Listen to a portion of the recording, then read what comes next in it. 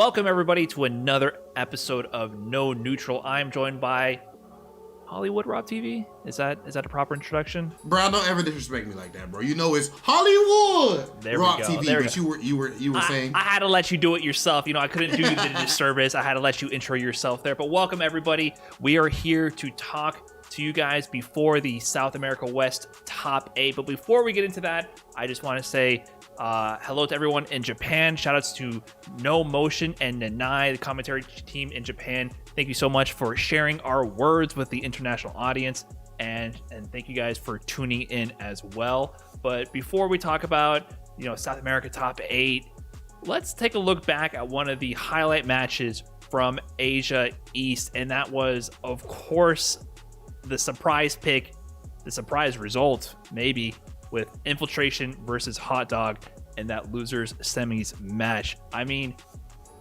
were you expecting a FANG pick?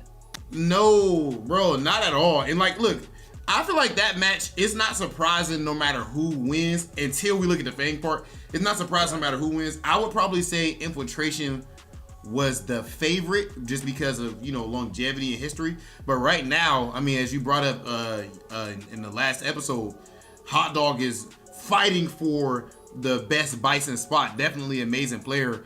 But, bro, 2-1. Actually, before we even get all the way to the FANG part. So we know as far as Infiltration's playstyle, bro, he wants to backdash all over the place and, play an extremely annoying playstyle. And Bison is all about. Bison doesn't have the best movement as far as actual walk speed. He has the worst. I think he has the worst walk speed in the game. Right, but he does have mobility. His mobility is not It's unique. Normal, right? He uses scissors kick to move, dash, devil's reverse, things of that nature instead. But with that being the case, when Infiltration does all that moving, backing up to the corner, the thing that's beautiful about his game is that he's so slippery. So he can put himself in a tight spot. It reminds you a bit of a Ali on the ropes, you know what I mean? Moving, or Floyd on the ropes with the shoulder roll, the Philly shell and everything. Yep. He gets into that spot and he can get out. But with Hot Dog, he was not letting him out of there, and that's how he went up 2-1. Right. I mean, Bison, that's what Bison does, right? Bison locks you down. His mobility isn't, I wouldn't say his mobility is bad. He actually has amazing mobility in certain situations, but it's committal mobility, right? He doesn't have that sort of fluid walking. He has the dash, which moves a set amount of range and it takes up a set amount of frames, which he has to commit to. He has the head stomp. And it turns purple. Right. It has visual cues, right? He has the head stomp and the devil's reverse, which he has options coming out of that. So Bison's options are very committal with his movement, and his lockdown pressure is great, but against Jury wants to always back out of range and set up stores, and that's how she gets the party started. If she can't kind of back up, create that space, create the store, which she then throws out and then approaches with, she's not going to have a good time because her damage is nerfed and her control of the screen is gone. That's basically how she set up screen control. Fireball on the ground, then she's able to stop your air approach or kind of approach you on the ground with the shield of the fireball behind her. But Bison's actual committal options are pretty good at dealing with that because head stomp can travel over the fireball. He can approach that way, and once he gets in, he can just stay in. I mean, Bison is a nightmare with the pressure. Plus all day. Yeah, Infiltration, not Infiltration, but Problem X says that Bison is like a pimp. He says Bison's like a pimp where you gotta pay somehow. You gotta pay, yeah. You gotta pay. You gotta pay. You gotta use that V reversal. You're gonna have to use an EX bar for a reversal. You're gonna have to pay up something. So that's pretty much the experience going up against a strong Bison. And I feel like Hot Dog represented that well. And then going up 2-1. Infiltration shocks the world. Reminded me of the Hakan pick of old back in Street Fighter 4, man. My man goes ahead and brings out the FANG. Now, this is the wild thing about it to me, bro. I've seen people bring out a character when it's last game. It's 2-2.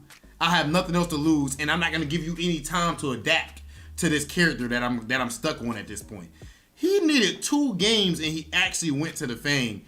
That was ridiculous, man. I mean, of course, Bison has no wake up DP option outside of having super, but I don't really think this came down to really character matchup intricacies and things of that nature as much as I think that this caught Hot Dog completely off guard, and I wouldn't imagine that he even practiced for it, bro. And you know that matters. Like, I hope you practicing hard for CPT Midwest, and I'm sure that you're not looking forward to my FANG, right? No, not at all. I mean, I do actually hate that matchup. So one thing to say is FANG is not a terrible character, right? Underrepresented. No, he's not. But that character is extremely annoying. So the character pick actually makes perfect sense to me for Infiltration. FANG has mobility. He has lots of kind of what I would say gimmicky ways to approach, weird frame traps, tons of plus frames. A lot of people actually call him a poor man's Bison because he has a similar sort of rushdown. It's structured a little weirdly. Like, he has the coward crouch and he has the heavy kick, the double heavy kick with the plus frames, and then he has lots of like long range limbs.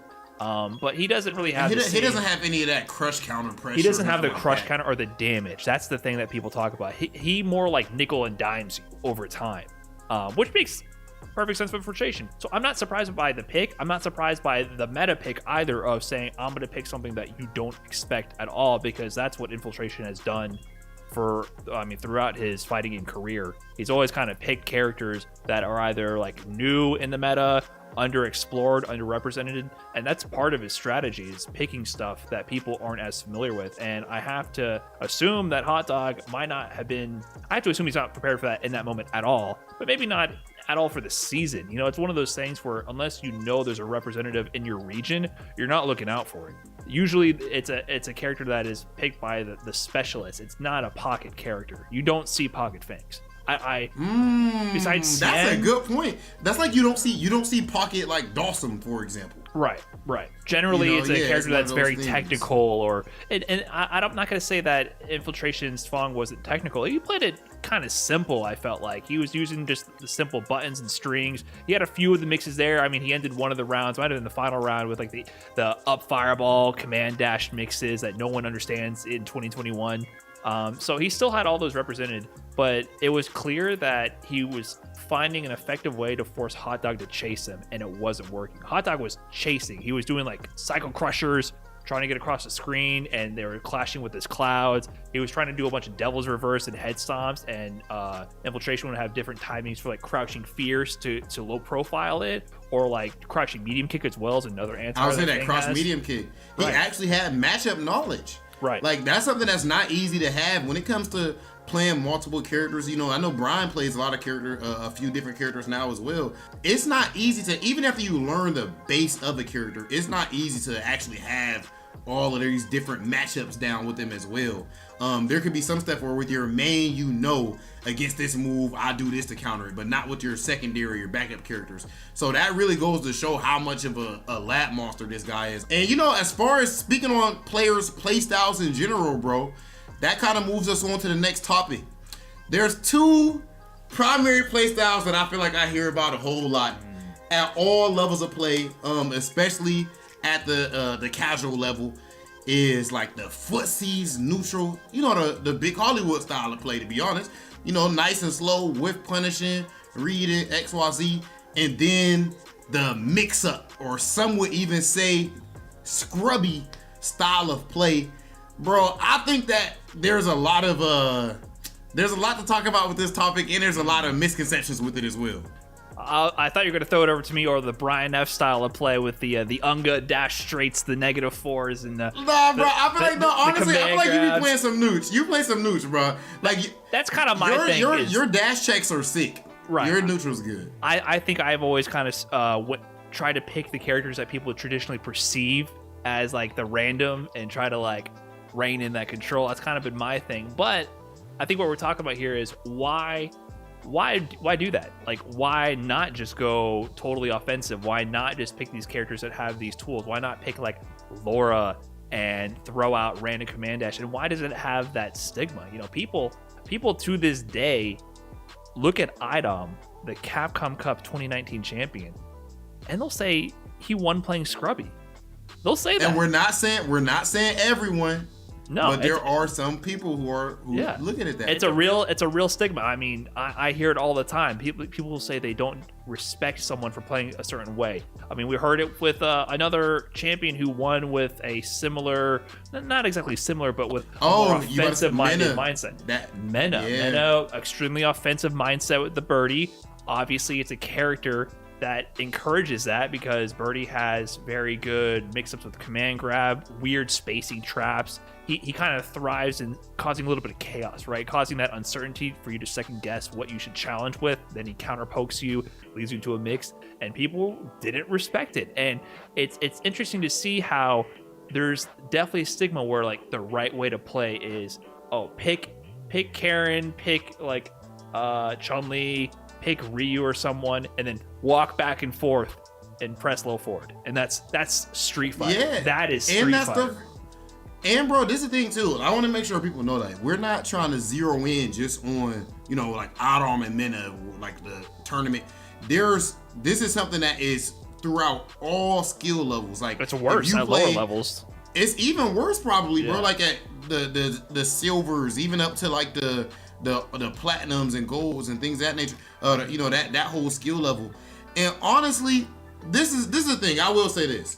I feel like on the way up, right, you are going to have an easier time becoming good at the game and having more longevity by starting off learning a more slower pace, footsies oriented style that everyone loves so much, that has so much eye candy, which that's what it comes down to in the first place. Just as a little side note, it comes down to eye candy. You don't need to know too much to understand how I just made my opponent this birdie whiff stand fierce, and I whiff punished it with my stand fierce with Karen. We all can see that regardless of skill level. What is not as easy to see and understand is how this Brutus, for example, Canadian godlike Geef player, it's not easy to see how he was able to read you on those two command grabs and then jump in the air, hit you with instant air EX SPD. So that stuff just comes off as more RNG. And when somebody whiff punishes you or beats you with slow neutral, usually you know what somebody usually says, Brian? What do you usually say after somebody whiff punishes you? Random. Bro, what? But yeah, but people are immediately like, people are immediately like, yo, bro, like, well, sometimes if somebody's salty enough, they will. I have experienced somebody being salty enough. Random like, bro, why is he looking for that right there? That makes no sense. I've seen people get that tight. But yeah, in general, though, people are like, good stuff. But if somebody gets scooped a few times, they don't feel that way. Right. But, to the original point that I want to hear your thoughts on, bro, is like, I do think that when you're leveling up and stuff, it's better to have a more fundamental based style because it's kind of teaching you the game. And those things, like you said, with your style of play, you can apply that type of play style or, those fundamentals to any character. It's not the right way to play, but it can be beneficial coming up. Well, I kind of agree. I think it's a solid base, but I watched Juna is one of my favorite content creators. He's more of an anime guy. And he had a piece where he said, listen, when you're first starting out, you don't want to be solving problems. You want to be causing them. And I thought, that's hard. That's fire. You know what? Fire. Sometimes you just want to cause problems. And that's what I'm talking about. What you're suggesting is everyone goes and does their homework and solves problems. And yes, at a certain point in your growth as a fighting game competitor, if you want to improve and be able to consistently win and learn how to play different ways, that's a great fundamental base that you're going to have to eventually learn. But if you're at a lower level and you just want to go pick Urian and do EX knee, headbutt, tackle, do all the special moves all over the place, burn your bar and go crazy, people are going to have a hard time stopping you if you're at a lower rank. Bro, you see how far Mandrake made it with that. Oh yeah, it works all the way up to the highest levels, right? I mean, it's a bit more sophisticated at the higher level, right? But what I'm saying is you can cause problems. There's ways to play that are fast, aggressive, maybe kind of ugly. I mean, just swinging. You can cause problems. And you know what? Sometimes you have to choose when to do that. I mean, that's even at high level, sometimes you have to choose those strategies. Sometimes it's not worth it to play safe and calculated because you might just be outclassed like in the character matchup, it's not worth it sometimes to sit around and play footsies, because why would you do that if the character who you're fighting against is better in the footsies department or has like whiff punishes that you don't have and is just going to dominate you in the neutral? Sometimes you just got to go in if it's not the matchup for that. And that's what characters like Birdie, characters like Laura, bringing it back to that, that's not really what they're meant to do. Birdie's got to counter poke you and get into those situations where he can get in, and that's where the party starts, right? He has good buttons, but it's about like goading you into doing something, right? Like I want you to try to take your turn back. Go ahead and play footsies with me, and then I'll randomly dash up and command grab you, or I'll use my armored moves to get in. Laura, same idea. She's always going to be zipping around, throwing out the thunderclap to control space, random overhead, random this. The pace at which she moves is meant to confuse you. It's meant to throw you off. Yeah, that's a part of the game. It's part of the game, and I know it feels bad. It feels bad losing to it, because listen, I've lost all that. It feels terrible, but at the end of the day, it's up to you to beat it. And if you want to play that way, it's totally valid. And I think people don't realize that there's a talent to that as well. People feel like it's like that they're not thinking, or like there's autopilot, maybe, but there's a talent to excel at that. And I would say that there can be some difficulties, man. I personally, since the person who taught me, my guy FNEX Raven early on in Street Fighter 4, he played Chun-Li, and I'm sure you remember, she was mid-tier, but her neutral was ridiculous. And Raven was a straight, robotic, calculated, footsies oriented type of player. So that's how I was always taught to play, and how I was inspired to play. But because of that, my line of, even though my fundamentals got good pretty quick, my line of thinking was very rigid. So I was the type of person that we're talking about, man. I had to break my mindset over time and realize, like, yo, there is beauty in this, this style of play. There's bits and pieces that I should take away from that. Right. And as you said, that I can't go up against a Monot player with Kieran or a Dawson player and simply play Nooch the whole time. I'm gonna get smoked just by the way things are designed.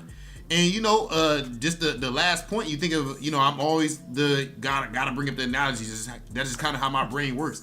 In chess, the way that those guys operated, those men and women, is at the highest level, they need to know every single opening in the game, or at least all of the main ones, all of the main lines. They need to know all of them. And I think the same thing goes for fighting games when it comes to knowing different character matchups, and when it comes to having different styles of play, different approaches, different openings. And if you do just stick to one or the other, that's scrubbier than either of the play styles by themselves. You need to learn from all styles. And I'm glad you brought up how you kind of learned how to play the game, because I had the same sort of thing. I had my mentor, my sensei, JC, back in my Street Fighter 4 days, who was the guy who basically said, oh, why are you doing that? Slapping my hand off the stick. No, that's scrubby to do, right? And he taught me a very strong footsies-based foundation to build atop of. But I think I lost something along the way, which was recognizing the human element of fighting games, right?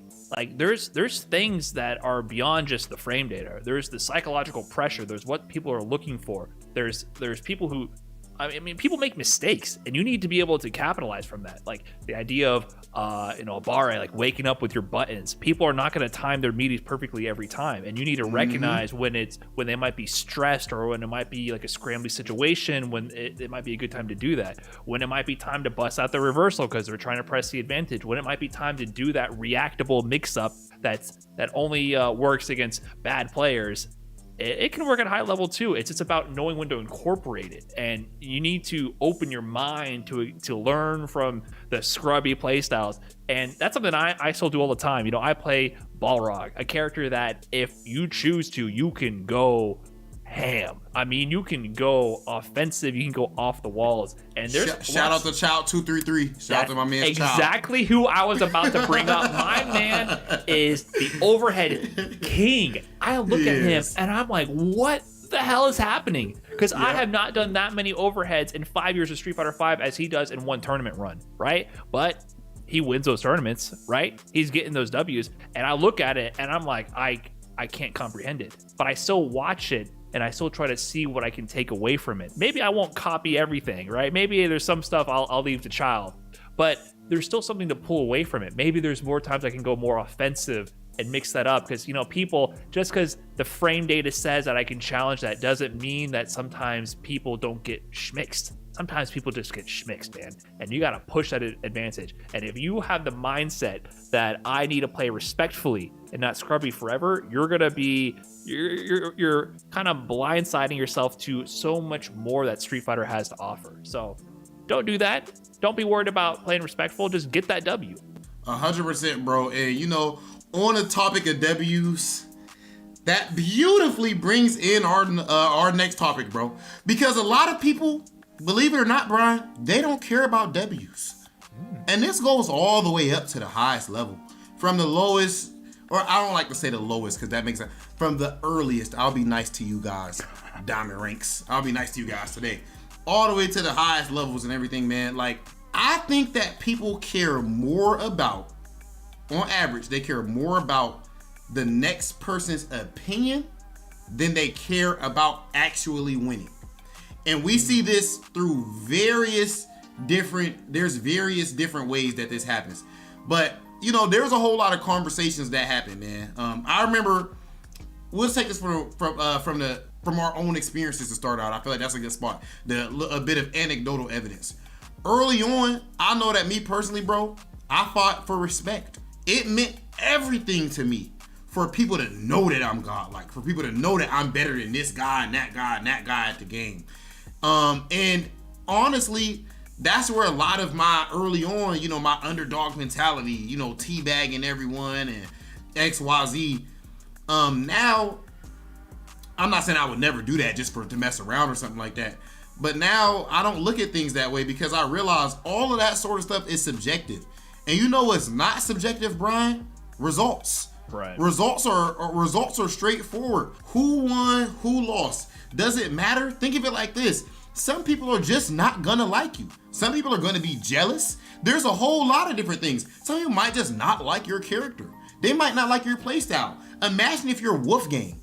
For anyone who's uninitiated, Wolfgang is top 2 Blanca players in the world. He might be number 1, might be number 2, him and Nishikin.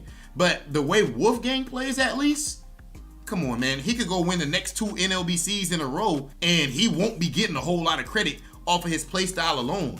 And he's not doing anything but a disservice to himself by caring too much about what the next person thinks. Who cares? People are going to show you love sometimes when you're on top, and then as soon as you fall off and you're trash, it's fickle in the end of the day. To me, get your results. Right. I mean, but you bring up a good point. Like, what motivates people, right? Like, what really motivates people to push to get to that next level? Because it's not easy. Like, trying to compete and be like competing at the highest level, it's a lot of work. If I really think about it, it's kind of nuts how many hours I put into the game, and I'm not making a living off this. I'm not competing the highest level. I'm just trying to get there. And so to imagine, yeah, I'm terrible, right? Just winning NLBCs here and there with Rob TV in them. And it's awful results. But that said, like, what really motivates you to do that? And I think for me, it was respect, man. Like, when I picked up this game, Street Fighter 4, I was garbage. And then when I started getting into it, I wanted to be known. Like, I was that dude with Balrog. That was kind of my thing. And going to locals and competing like that, I wanted people to see my name in the bracket and be like, oh, I know who that guy is. I got to look out for him. I mean, that was something that definitely motivated me. And it was weird seeing that transition. So I think what people need to realize is if you start getting results or you do something you're proud about, there'll come a time where you see people won't be celebrating with you. There'll be some. There'll be some. But there'll be people, bro. Your local stops rooting for you as much. There'll be people who will try to downplay your success forever. When I got top 8 at Combo Breaker in 2017, right? That was like my first big breakout in CPT. Obviously, an amazing day for me, right? One of my best memories. I had an amazing time. It was an honor to play at that level, right? A lot of the comments were not people like, hey, congratulations on your first big performance. It was a lot of hate because I played Balrog and Balrog was broken and I'm carried. And who's this Dimitri Martin looking scrub, right? So that's the kind of, those are the kind of comments I came to. I don't know who that is, but that's mad funny off jump. I also got a Lego hair helmet man. It was rough, dude. It was rough. I was getting roasted. I was like, what? Like, I want you guys. Bro, you do look like this guy. Yo, you They weren't like wrong. this Dimitri Martin dude. They weren't wrong, all right? And all I'm saying is, to me, that was like a big one of a success. And I felt like I was one of the stream monsters, you know what I mean? And I was one of the stream monsters who made it onto the stream.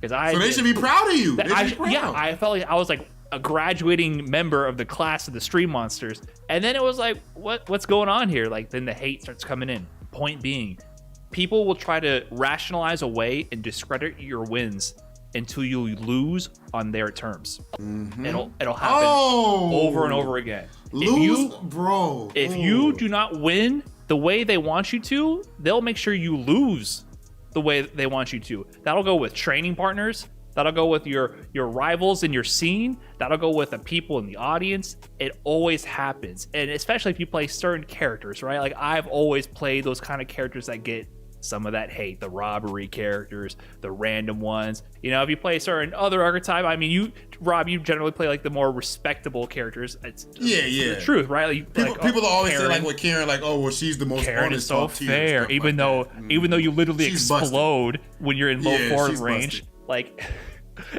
that's crazy to me that people don't understand how that feels. Because at low level, I don't think players whiff punish like that. But when you play a good Karen, you can't press anything against us, and then you can't whiff. But then if you even sitting there now, just walking in the low forward range and everything, like right, and then you get thrown over and over again. So basically, once you reach a certain point, I feel like your third eye opens and you realize everyone's busted, right? So like, win by any means necessary. I think you get over that hump. But there's some people who don't, and there's people who will always try to like discredit you. It will always happen.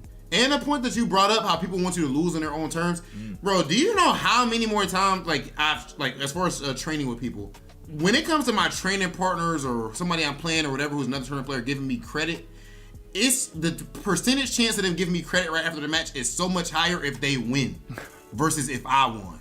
However the match went, if I lost, man, good games, you played great. If I won, I don't get how he's playing. Like, why does he play like that? I just don't understand. He did that. Stuff like that. So, and then, so that's just a bit to touch on that point that you brought up. But as far as the whole, like, what motivates us to play, I'm gonna tell you what motivates me to play. I grew up, of course, like everyone else, seeing whether it be people from real life, like, Michael Jordan and Floyd Mayweather, and I'll even say musicians, like Jay-Z and stuff, just people be at the top of their craft. I've always felt like, man, if other people can do that, then so can I. Like, we spend so much time celebrating all this stuff. I want to see what the limit of my brain is. Like, if I just put everything into something, put all this effort in, and time again, every time that I make a climb, whether it's something as small as learning the matchup, coming up with a brand new strategy, and then going and applying it. Everybody watching this, I'm sure, can relate, man. Like, that whole process of leveling up and trying to get to these different spots, proving something to yourself, that's the most important thing. Results on paper and self-validation. Right. Yeah, I think it's important you mention that, because like, the main thing is you need to look for internal validation for sure, because it's just natural human psychology. It's a competitive endeavor. I mean, I do it as well. As I'm preaching here, but of course, if I'm salty, I might say some stuff that I don't really mean that. Everyone does it. It's human psychology. People are competitive. They say stuff when they're heated, when they calm down. If I'm training with somebody, I recently lost to, shout out to Joe Lumay Rogan. We got a beef now. I got to settle it. He beat me in NLBC. He beat me in NLBC playing in a way that I don't respect. But I gotta hold that. Hold up, to this moment you don't respect it? I mean, you get what I'm saying, right? Like, I respect it, but I don't enjoy it. I don't enjoy it. Respect it, but all right, yeah. I don't enjoy it, but I gotta hold that, and that's why it's a message to players like him. Don't listen to what salty morons like me have to say, right? You collect your W's. You keep pushing.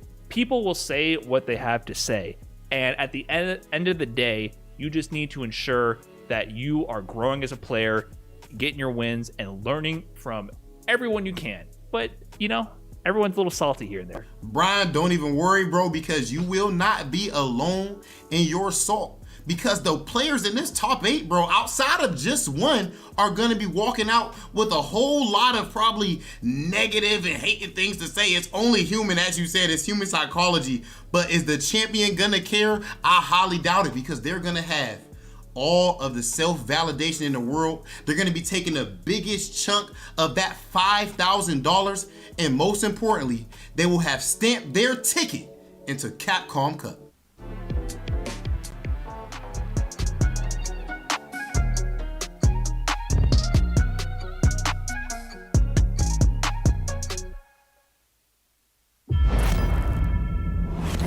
Too late to run off to mom now. These matches are going to be even more ridiculous. If you know anything about Street Fighter, you do not doubt the GOAT. My man is always hitting go. You thought I was playing? Oh, you're hella dead. The main event. Help me out, Nadeshko. Look how much it means to him! Wow! Not over here! That's not over! Are you serious? My man is reading right now! My man is reading while I'm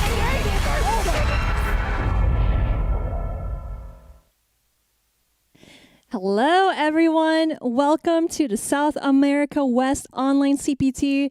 I am joined here with Vicious and myself, Marine. We are so excited to see some awesome matches here. You know, we've seen a huge amount of upsets here and there from top 16. What are your thoughts about the top 8 so far? I'm ready to get it started. After watching the Red Bull Kumite this morning, I've been absolutely hyped to get into these matches because this is life-changing. This degree of competition is as high as ever for the region, and it sets them up for the Capcom Cup, one of the biggest, if not the biggest event for Street Fighter V, right? So we are getting very, very close to that, and you guys should be as excited as ever because there's so much Street Fighter V to look forward to today. Absolutely right. Today. Anyway, guys, we have the top 8 bracket here. As you can see, we got Nero, the Boxer, and Yong Ho starting us off. And then we have Frozen, Self-Cool, and who's in the losers bracket? We do have Chaos going up against Gonta. Then down below after that, Darlon versus Picoro. If you're taking a look at the flags and you guys are unfamiliar with them, let me break it down for you. We have 4 Peruvians, 2 Chileans, 1 Venezuelan, and 1 Argentinian that is left. And as you can see down below, there's a lot of the Peruvian players down below. And only 1 is left from the winner's side, and that is Nero the Boxer, which we will be starting off with against Yong Ho. We saw a very impressive play from the top 16 from both of these players. Tell me a little bit about what we can expect going into it from Nero the Boxer as well as Yong Ho. Yeah, definitely. So obviously, Nero the Boxer, you guys can assume who he's going to play, Balrog. And then we have Yong Ho. We've mostly seen his birdie. He does have a G, but he's been so strong with his birdie. So seeing a Balrog and birdie matchup, it's going to be crazy. Oh, no, without a doubt. And as we get ourselves ready for the rest of these matchups, some of the things we like to highlight is character diversity. There's been so many different characters at play so far. And one of the camis that was in top 16 is no longer a part of the storyline. It is now a cleansed storyline. I'm totally kidding. It's going to be, you know, Balrog and Birdie coming up to bat first between Nero the Boxer and Yong Ho. And then, of course, there's a Nash, Urian, Ed, Colleen, Akuma, Bison. It's going to be pretty diverse. Yeah. It's going to be awesome, you know. And, of course, we see some characters where you don't really see in top 8. So I want to say, like, my prediction for the tournament, I am looking at Frozen. Yes, We've seen some awesome plays in top 16 from Frozen. Playing Nash, so strong, so solid. You know, it's like, man, I have like. It's as if that character got super buffed. Yeah, exactly. Like, when's the last time you've seen a Nash in top 8? Not in a very long time, actually. To be quite honest with you, there's just so many things that Nash kind of lacked in his toolkit overall, but I feel like there has been significant changes into Season 5 as well as a little bit more into what's going on now with everybody else too, with the introduction of V-Shift mechanic too. Yes. I feel like, again, he's doing very well for himself right now as it stands, especially with that last balance adjustment. Yeah, 100%. And to talk about the V-Shift mechanic as well, it changes the game so much because it gets you out of situations that you don't want to deal with. For me personally, especially like characters that have command grabs, like I don't want to guess, I don't want to gamble, you know, obviously. But of course, it applies to any other character in the game. So super cool mechanics to see, and maybe we'll see more mix-ups, all the potential combos, and a whole lot of destructive matches here. I Really. want to see it, honestly. Yeah. There's a lot of heavy-hitting characters in here, too. One of the other characters we like to highlight as well is Ed being one of the characters we don't ever really get to see in a top 16 area. But we've seen it like 2 weeks straight so far, right, from the Southeast qualifier as well, now into the South America qualifier. But for the most part, we're going to get into those matches in just a little bit. It's going to be Nero the Boxer going up against Yong Ho, and I do believe the quotes are ready for the top 8. Let's take a look. So it looks like Nero the Boxer, Yong Ho and I are two people who study the game a lot, but the one with the best foundations is me. Damn! Sorry. I'm sorry. Sorry, not sorry. That's exactly what that is. The one with the best foundations is me. Nero the Boxer, smoking like a true champ. Let's see if he can carry that kind of attitude with him as he gets ready for Yong Ho, who says Nero is a very strong and technical opponent. It will be a very difficult match. Let's see who has the most hunger at heart. Okay, Yong Ho actually being wholesome, and then Nero's just getting straight to the point. Like, I'm going to be the one to win this. At least he apologized. Yeah, that is true. But it kind of felt like, sorry, you know? A little bit, yeah. So you see a lot of drive and a lot of hunger straight up from these statements alone, right? It's going to be very interesting to see. Both of these players very familiar with each other. As you can see, Yong Ho has already paid the respects towards Nero the Boxer, saying he's a very technical fighter. Yes. And Nero just straight up said, I have the foundations that you don't, you know? So Man, I don't know. I feel like that's kind of hurt. it hurts my feelings. It kind of hurts. But it makes it all the more sweeter if Yong Ho happens to prevail. Let's see how it's going to turn out. It's going to be Balrog versus Birdie for the most part. I know that Yong Ho also has a pocket G, but he's been showing off that Birdie pretty well. He took out Mysterio to get into the top 8, who played off against Colleen, right? Straight, just like straight to the point too, where Yong Ho was just so strong with his Birdie, and he was able to get into top 8. That's why he's in top 8. Oh, and it is the G pick, and that's something I'd expect too for this matchup as well. Again, considerable changes to the presidentiality level for G. It's going to be very interesting to see how well he utilizes it, as well as, Nero the Boxer walking out with a brand new boxer. And Yong Ho just starting out strong here, knowing that, hey, I have the foundations too, but Nero comes through with a crush counter. Oh, just mistimed the media. I think there was maybe to catch a delay tech, but that was an immediate grab coming from the side of Yong Ho. And dashes up from the neutral jump. Oh, what a check. This is going to be really good for Yong Ho. Straight into the corner. What are you going to do about command grab? Save jump and be jump. Another and one. He's still far Another enough. one. This is going to kill. No. Close, though. Very, very close to interruption. The big check. Here comes Nero the Boxer. Nero Feature just is getting on started. Tech. He's trying to get the mix-ups going. A big, important tech there from Yong Ho. No anti-air. Oh, my goodness. Especially with man. that much health, too. Oh, great V-shift answer. I do not want to deal with anything. I want to close this round out. Imagine if Nero went for a regular grab instead of the V-trigger 2 command grab and then blew up the V-shift. That would have been huge for the first round. 120%. Whoa! Interruption with the counter hit. Really close to Sun here. That is when his Sun... What do we have here? What do we have? Hey. And then Yong Ho sitting on full resources here. It is G. Party time. He's chilling. He's blocking. I like him not. That is going to be punished. Oh! It's fine. It's totally fine. I like that. Wow. Oh, my goodness. And is tying up here. Yeah. Yong Getting Ho. that back throw at the last second, too. Off that reset potential. Big roundhouse coming in, swinging from Yong Ho now. Full critical art. Dash punch to the face. Fireball to the knees. Oh, and that just happened in the first round, too, where he just neutral jump and no anti-air from Yong Ho. Power to the earth. There's a jab there. I light it up. Get off me. Oh, I'm back in your face, baby. Swiping down with the fierce. Trying to keep Nero on the ground. Big dash punch counter hit. Oh, and blocks the overhead. V-trigger activation. Ouch. Oh, I like that. Yong Ho thought it was going to be a command grab, but either way, that's a full combo on the way down. Nero, the Boxer, takes game 1. Man, Nero wasn't kidding that he has all the foundation to be Yong Ho. Going up to 1-0, of course, Yong Ho was playing so well with G, having those command grabs here and there, but Nero was like, I got a command grab too. Wait a second, let me activate V-trigger super quick. And it's tough, too. When you're in that situation, you have to guess for game, essentially. And it's exactly what put Yong Ho in that predicament, right? He guessed wrong off of one sequence, a block string sequence where Nero ended up going low, right? He went crouch jab, then crouch short, continued the rest of the combo, and just took out the rest of that life. It's tough to call when there's a command grab on the table. It is. Yeah, it is. You know, you're just putting everything on the line there, especially in the situation where both of you just have V trigger on stack, or of course, you know, using the V shift mechanic. But you know, Nero was able to just pull through, win that, and I guess like we're waiting on the next. Match no, not match yeah, so I mean, they are going back to the lobby, so Yeah. it might potentially be a birdie pick, or it could be a change. Yeah, there it is. Yes, a the big birdie change-up. pick, definitely. And a big change up from the side of Balrog as well. We have a V-Trigger 1 on deck this time around for Nero the Boxer. Man, he really does have the foundation, huh? He understands the mechanics of his character, and he knows exactly what he needs for certain matchups. Oh.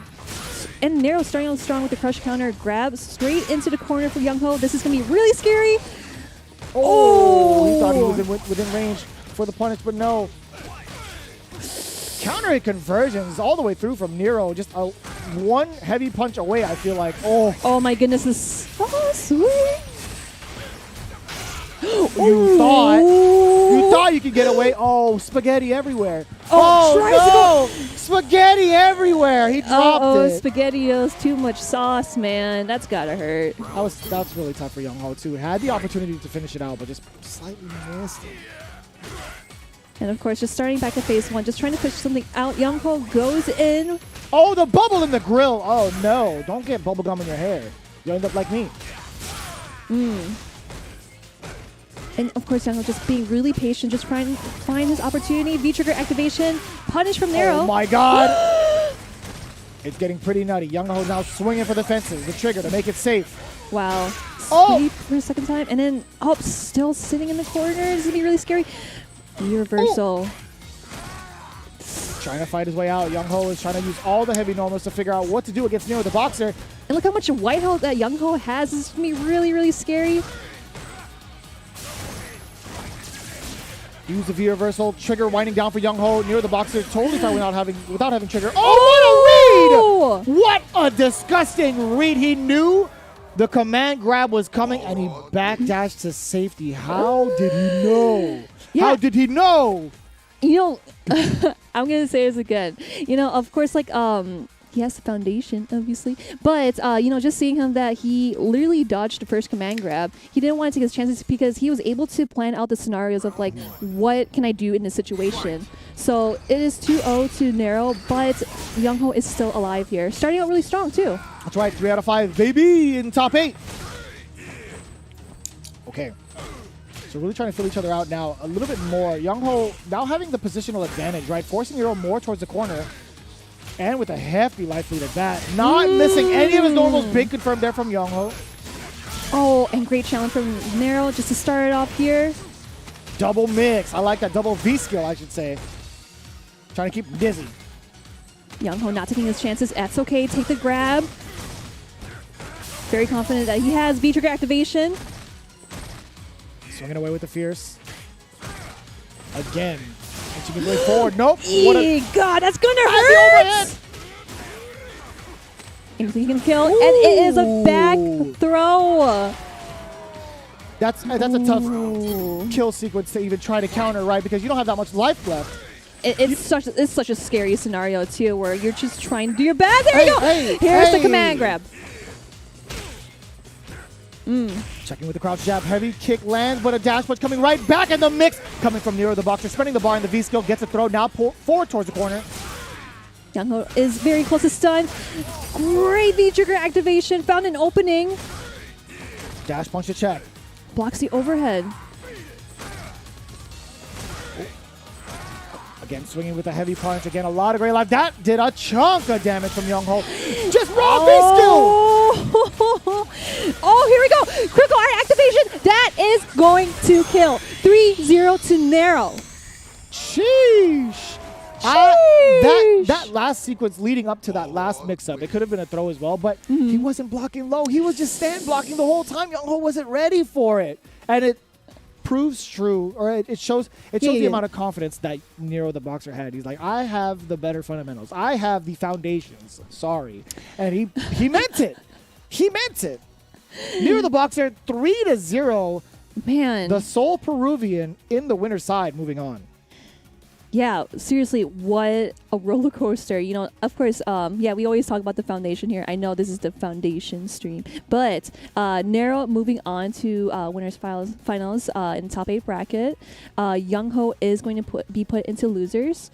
The next match we have up is Frozen and Self Cool. And this is the match we were both looking forward to. As we talked about in top 16, we were looking forward to this matchup ever since we saw it come to fruition. Frozen has been the main focal point for majority of these matches, I feel like, for a lot of these players too, because Nash is slowly popping back up on the radar.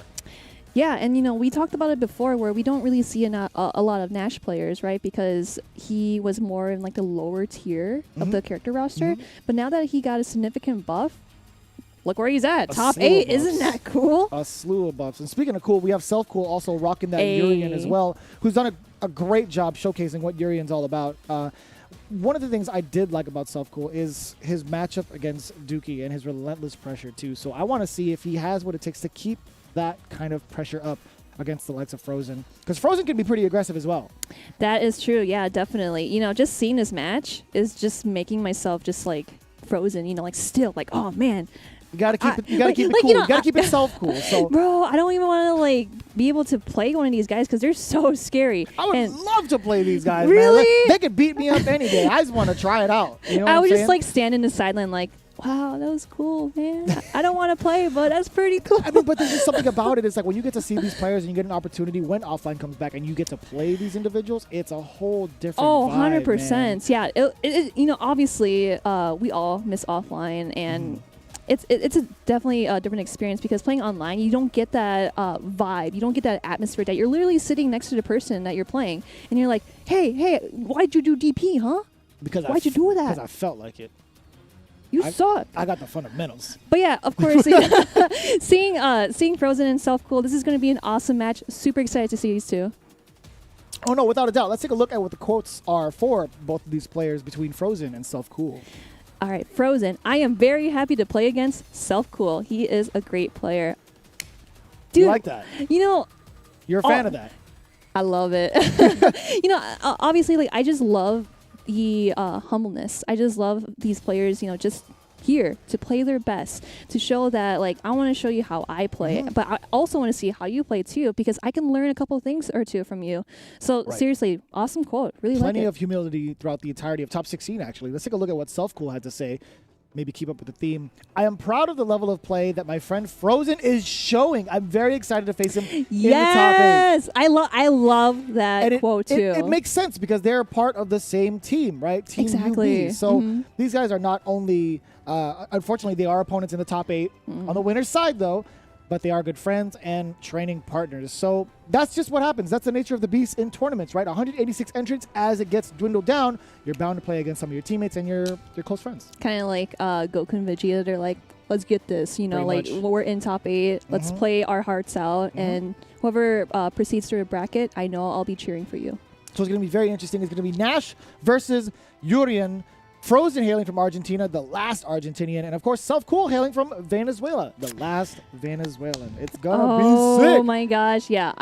This is going to be so, so awesome. Of course, yeah, like both of these players are just, again, you know, like very humbling, very excited to play each other. And, of course, like, you know, playing a bunch of these players in the CPT, about like 186 players, and they were able to get top 8. That's a hefty amount of entrants. It is. That is so many people. And I kind of, now it makes me makes me excited to look forward to Brazil now, too, because the registration is open, and that's happening, what, next week?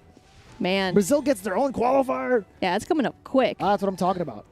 I'm going to blink, and then I'm going to be back here at this desk and be like, oh, hey, it's hey time for guys, Brazil. how's it going? Let's go. All right, game time, baby. Nash versus Urian. Let's see, Frozen versus Self Cool. Get lost, but gets the punish as Self Cool comes down, goes for the grab, really close to the corner for Frozen, but Frozen is keeping his cool.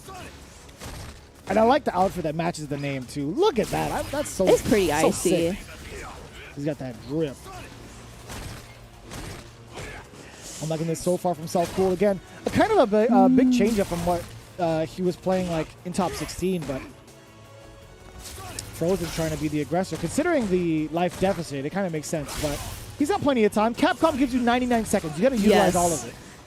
You may think it's like not a lot of time, but you actually have a lot of time because matches can go super, super quick. But of course, Frozen does have V-Trigger on deck, just trying to find a way to get in an opportunity. And you notice that. Oh, EXDP! Not DP, well, headbutt.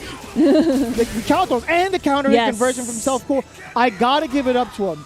Majority of that match was Self Cool playing the fireball game. And as soon as the trigger was locked up from Nash, he cut it out completely, went in and closed in on the kill. Very smart play from Self Cool. Oh, gets hit by the EX knee drop. And of course, Frozen's just sticking with his game plan, trying to space it out. But yes, that's a great whip punish. EX headbutt! Oh my gosh, right in the corner too. This is going to be really scary for Frozen. Frozen does have the reversal. But is he going to be able to use it? Oh, that was nuts. Oh, goes in, but Frozen gets the grab first. Tries to go for the grab. There you go, V-Trigger activation. Another grab. Goes for the quick stop. Still has plenty more trigger to activate some more follow-ups and apply that pressure. Shimmy. I think he has 2 more in him or just 1 more. Gotcha. Look at that damage. Tries to go for another shimmy just to fool Self Cool. And he spent the critical art. Or he spent the meter. Oh, now he only has 1 meter. But this is where Frozen wants to be. Actually, cut that out. Self Cool was able to close the gap, be able to headbutt and win 1-0. That was so far. That was a whiff punishy. Whiff punishy from downtown with the headbutt. That was so well played from Self Cool. Yeah, 100%. And you know, Self Cool and Frozen, they've played each other for so many years probably. And you know, Self Cool probably knows how Frozen plays and wants to be able to sit next to Frozen to keep doing the damage over and over again. So we'll see if Frozen wants to stick with the game plan or change something up. There's the trigger, or excuse me, there's the V-skill charge up there from Self Cool, getting himself a little bit of armor. He's trying to pick out a spot where Frozen wants to try to jump the metallic spheres and punish him for it from that distance. With punish from Self Cool. Goes for the jump in. Frozen not letting him in with an anti-air. Yeah, it's tough. It's tough to call whether or not we should jump those, or just block it, because in certain ranges, Self Cool can punish you. Oh man, the pressure is scary from Self Cool. This is gonna be, wow, stun. I think this is going to kill. It's going to be more than enough to kill. He didn't have to spend any bar for any EX Chariot Tackle, any EX Metallic Sphere. All calculated from Self Cool.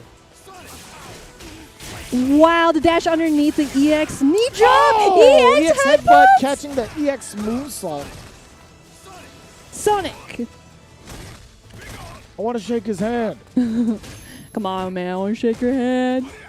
You do not want to get caught with the counter. Oh, boy. EX Tragedy Assault. Dash up twice over. Gets the Oki. Here comes Frozen. Big counter hit combo. All right, great opportunity from Frozen. Tries to go for another shimmy. Jump back jab. Still sitting in the corner. Oh, my goodness. That's going to be stunned. Building up some meter for the next round. And stole a bar away from Self Cool at the same time with that HP Tragedy Assault. So smart. Frozen's like, give me your phone. Give me that. I just need a charger, bro. Got 10%. I'll get it right back to you, bro. Oh, I really like how Frozen did not want to anti-air there. Don't want to take his chances. Catches the V-shift. That is sick. Oh, no. Wrong side there, though. Man. That's a back throw now. Here comes Frozen. Oh, that was so that was kind of wonky. I thought that was going to be an anti-air either way.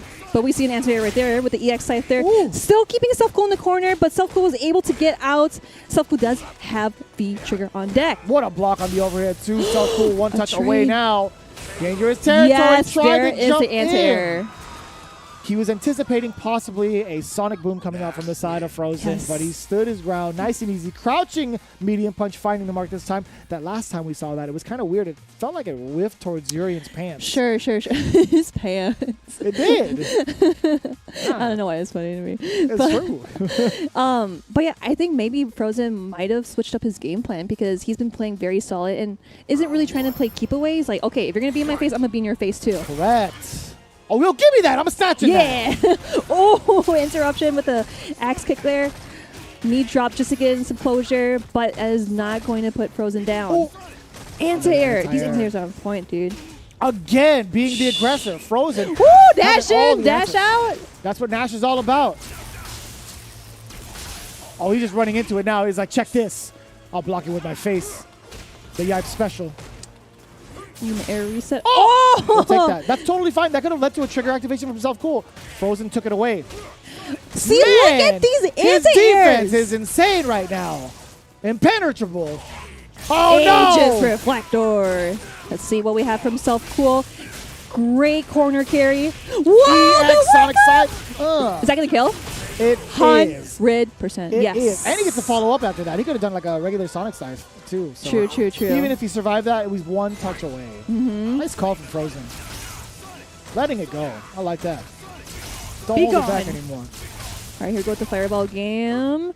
Of course, trying to find a way in. Give me Okay, that. yes, that's what Frozen needs to do, just to grab that meter. But Self-Cool is also building meter. Goes in for the grab. I like that. The mobility being shown from Frozen. Self-Cool is kind of reassessing the situation, trying to throw out more metallic spheres. Ooh. Oh, goes on a crossover, but it doesn't get anything. Wow, great confirm from Frozen. Ooh, Tries he to go was for a just grab. a little shy from getting that grab and Self-Cool now on the offensive, but there's a trigger on deck. Oh, anti-air gets in. This is going to be really scary. Ooh. Nope. Great reversal there from Self-Cool, blocking the overhead successfully too. And Self-Cool is going to try his best to deplete Frozen's meter. Just throwing the Fireball game. Ooh. This is actually pretty dangerous. Frozen is getting closer and closer. Now he's within kill range. Oh, he spends the bar though. No! He hits him with his inner thigh. Some muscular inner thigh. He just slaps him with it. The hams. Hamstring. I like that answer. Doesn't want to deal with any of the spacing game. I don't know though. I mean, like he's done a great job playing the spacing game. To be honest, Oh, Self-Cool for has gotten sure. mileage out of the metallic sphere. But then again, Self-Cool just wants to get this over with, wants to show his stuff. But Frozen, still not down. Trying to get out of the corner, trying to find some ways. A lot of Sobots Cross pretty liberal under. with it, considering how good it is now. Oh, that was tough. The Ooh. pushback. It didn't allow the tackle to fully come through. Yeah, you see how like Self-Cool is trying to inch in every bit of the way while Frozen is still trying to figure out what he wants to do. Really close. Low forward. Nice check there from Self-Cool. On the board, 2 games against Frozen now. I like the back and forth. I like the adaptation here from Self-Cool. He was sticking with the initial strategy that worked for him, sort of, in game 1 with the metallic sphere. And he's starting to close the gap a little bit more. He's like, all right, now I got to find my way to pressure him after getting this life Right. lead. He still wants to go in despite having a life lead. Right, exactly. Like Self-Cool is also adjusting his game plan and trying to align it with Frozen's game plan. Like trying to find like a counterpart to it. Leads us into the next game here. Again, it's going to be 3 out of 5 all the way through here in the top 8.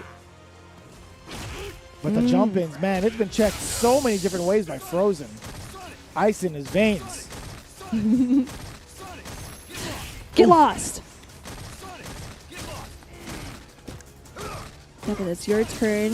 You're doing really good at keeping the corner, but Self-Cool Give me that! That is such a sick answer, by the way. The fact that it pulls you in now, so good. Wow, I haven't seen an EX headbutt in a while, not gonna lie. He's gotten away with it every time he lets it grip, though. Man, that button is so good. Just kind of like put yourself a little forward and also pitch something out. Hey, Boy, good what's for a the defensive fucker. option? Jumps out of there to safety, too. Very nice call. Yep. Whoa, he takes the fireball back? That was cool. Whoa! He bounced it off the backboard and dunks it on him. That was so sick. I'm frozen up. I'm frozen up, man. I That mean- that was actually pretty cool. Yeah, no, without a doubt. That was sick. That was actually super sick. I like that. Oh, we thought it was counter hit. misses, yeah, but misses that, but it's totally fine. Still going back into the fireball game. Give me that. Oh, So smart from Self-Cool, getting right past that fireball. EX headbutt at the right time, but here comes Self-Cool chasing down the V reversal. Give me that. I love how he has a more consistent way of building up that V gauge even more with that V skill. 100%. Big game changer for Nash. And of course, Self-Cool wants to inch away, crosses over, tries to get something, but is not going to let Frozen down. Aegis Uh-oh. Reflector. This is going to be really scary. You know, Self-Cool hasn't been able to really utilize that Aegis. Oh, he tried to do for the jab anti-air there. Oh, no. You're going to be close to dead. Yep. Oh, I think you might be dead. You might actually be dead. Hold up. In the darkness. Where is he at? Right here. Oh, really close to being dead. Tries to go for the shimmy, but it is not going to fool Self-Cool. He is keeping his cool, but gets hit by the overhead. We got 2-2. 2-2. Frozen and Self-Cool. And that was actually perfect timing, too, because if you looked at it, the overhead hit first before the Sonic Boom. Yes. If the overhead was blocked, he was still going to be safe because the Sonic Boom was following after. So that was a very solid setup there from Frozen to keep himself in a position where he could keep on attacking. Yeah, and definitely crazy pressure, too, because Frozen knew what he was going for. So, of course, this is the match game. It is 2-2 again.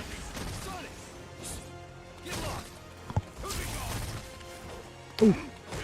Just dashing up in his face. Self-Cool now. Be No longer gone. trying to play the fireball game for too long, right? Oh, if he charged up the headbutt, he would have been able to anti-air, but Frozen gets away with it. Oh, no! Big mistake. Drops the combo. Be a really good lead for Self-Cool. Really good position. Low medium kick is the activation route. Back throw now into the corner. Very No, smart. Self-Cool just out of there a little bit within range. To V reversal.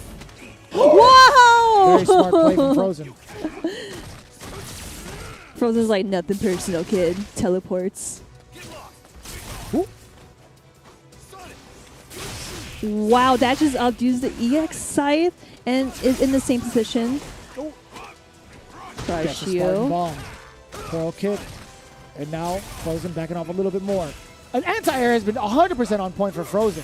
Except for that one not that time. one. He Oh, no, overcommitted. drops it through. Oh, he reset him.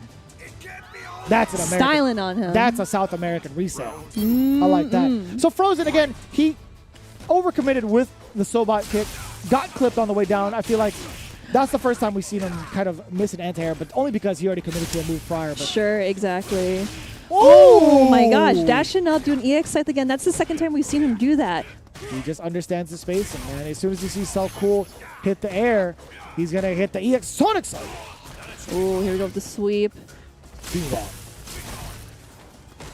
And of course, Frozen does have the life lead. Doesn't want to overcommit, just throwing out buttons here and there. Oh! And he knew it, too. He threw out a crouch jab to kind of stop the EX tackle. Just mistimed it. Oh, no. He tries to punish there. Oh, EX me.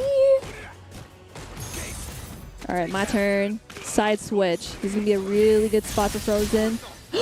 Oh, that was sick. I think he was a little bit too far out because of the Sonic Boom. The mirror's gone, though. He doesn't get a bounce. You're actually That's going to dead. kill. That's going to kill. Oh! That's so sick looking. That was That's actually actually pretty so sick cool. looking. Yes. So now we got match point for both players. It is down to the wire. Nash is super dope this season. I'm liking this. But don't count Self-Cool yet. He is still in here. Does another EX knee drop. Oh, big yeah, punish that's on going to be a that. punish. At that range, too. And see that, yeah, Self-Cool is just doing so well, just trying to like literally stay next to Frozen. I don't want you going anywhere. Oh, jumps on the fireball. That's gotta sting. A little bit, yeah. Doesn't feel too good. Getting the V-skill charge up as well. He's trying to find a way past the fireballs on the ground, but again, just not within range. You saw the headbutt try to work, but it didn't. Oh, I like the V-trigger activation just to be safe on that. Double shimmy, but Self-Cool hasn't took the bait yet. A lot of pressure now. Trying to jump out of the corner. Aegis Reflector is going to be real. Oh, he grabs him through the mirror. Oh, it's still anyone's game. Oh! I take it completely back. Frozen. In the Frozone. I like that. Oh my goodness. Frozen going into still in winners top 8. Winners finals. Winners finals. You got it. Yeah, you're right. But You got it. Self-Cool going, he still has a chance going into losers bracket in top 8. But what? Holy cow! Like The holiest of cows. The holiest of cows. Yeah, dude. I'm just trying to like. process that match. It was Without a doubt. I incredible. mean, like, there was a big change from what we saw out the gate, right? That had to be like the initiation phase where it's just kind of both players downloading each other's data and trying to figure out what the other player wants to do and really trying to assess what the phases are going to be like in neutral, what's going to happen afterwards. Frozen had 2 different styles, and so did Self Cool, right? But starting the opposite. Self Cool started off pretty offensively in top 16. This time around in this first game, he was super slow with it. He was taking so much advantage of the fireball war and doing so well for himself. Frozen was actually on the defensive end as well for the most part, and then just turned it up completely. Exactly. And just to touch base on the being patientness, you have 99 seconds on the clock. You have so much time to use it. Yeah, use it. Like, use that time. Like, it will feel like you're being rushed, but you can formulate a game plan, like a solid game plan within those seconds. And you could also see the familiarity of the matchup for Frozen against Self Cool, right? There were so many specific nuances that he knew. It's like, whilst in V-Trigger, he was able to spot out when Self Cool wanted to use a fireball and appropriately reacted. Had Self Cool known about that, he would have been like, okay, I don't think I'll be safe even from this range to throw that fireball. So that was a slight mistake that he's made numerous times in that set. I think it was just one of those things where character unfamiliarity, No, you're good. played into that match. Yeah, and we also seen that they were trying to inch each other in, and then they were able to like just try to jump over, do a crossover, but wasn't able to get a hit. They were able to just like land and hoping that the opponent would be like, oh, I think I want to try to press the button, like try to anti-air. But if they tried to anti-air, the cross-up is going to hit them, so they didn't hit anything. Yeah, so that pretty much concludes our winner's side of top 8. Let's take a look at what went down so far. Nero the Boxer advanced 3-0 against Yong Ho, and Frozen defeats Self Cool 3-2 in a clincher of a series. And down below, we still have plenty of games left. Chaos versus Gonta happening very, very soon. Darlon versus Picoro to round out losers. It's going to be pretty wild as this entire weekend has been. Again, for those of you that are tuning in, hopefully you guys are catching some of Red Bull Kumite. There is, I think it's like in the grand finals right now as we speak. Or it might be over, actually. I need to know who won. Oh, man. Okay. Well, anyways, Red Bull Kumite has been happening a lot this past weekend. We hope you guys tune in. But there's plenty more Street Fighter V going on this year, specifically with Intel. Take a look. If you guys haven't registered now, you guys should do so, because Intel, a world leader in gaming technology, they'll be holding the Intel World Open featuring Street Fighter V Championship Edition. This global esports competition will pit players from around the world against one another in 11 regional finals, where they'll have a chance to fight for a $250,000 prize pool and the honor of representing their country as a champion. If you think you have what it takes, register now, because it is free, it is open, and as a bonus, log into your Street Fighter V account during the registration period to receive in-game rewards such as the special title and special dojo objects. For more information on that and plenty more, visit the official website, intelworldopen.gg. Ladies and gentlemen, we have so much to deliver to you. We just got through the winner's side, but we're going to take a quick pause as we get into the loser side. Stay tuned.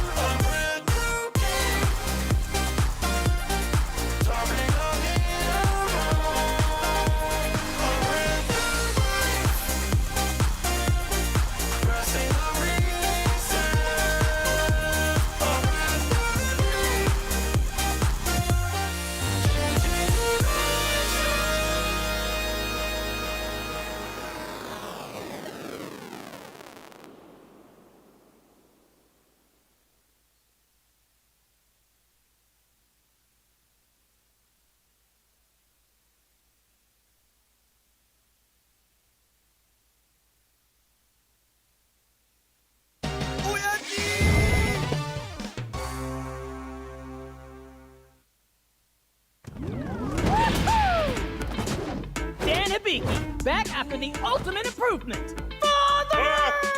Psycho!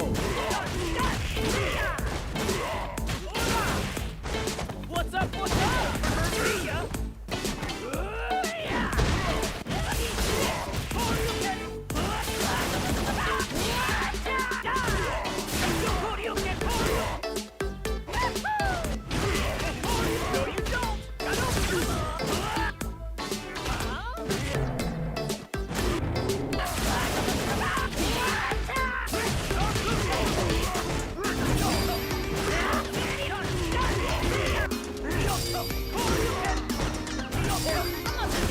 Psycho! The legend has now begun.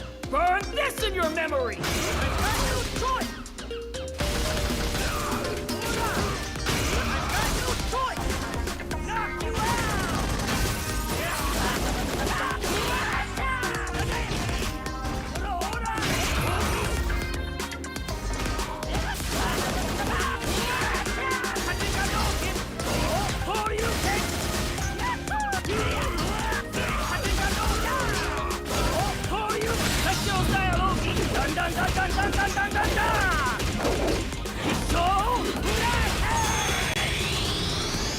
Psycho! Whoosha!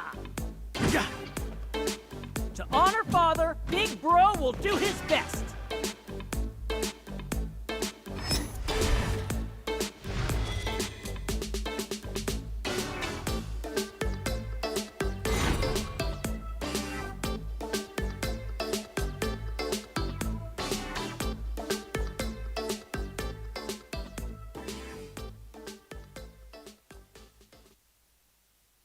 Ladies and gentlemen, we are back at the Capcom Pro Tour 2021 for the South America West qualifier number 1. Vicious with special guest, UYU's own Marine. And first and foremost, we got to thank every single one of you guys tuning in from the Red Bull Kumite. We just got word that Mr. Crimson took it down in the very, very last round. Big congratulations to Mr. Crimson.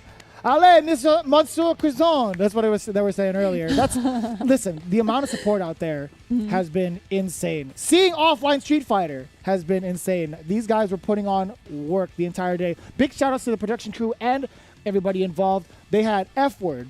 Z was back in the game. Ryan Hart was back in the game. They had Tyrant and Damascus covering both days as well. These guys are all phenomenal commentators and hosts. How are you going to forget my girl, Kayane? And Kayane. You're absolutely right. Kayane was actually throwing it down on the last day as well, getting all...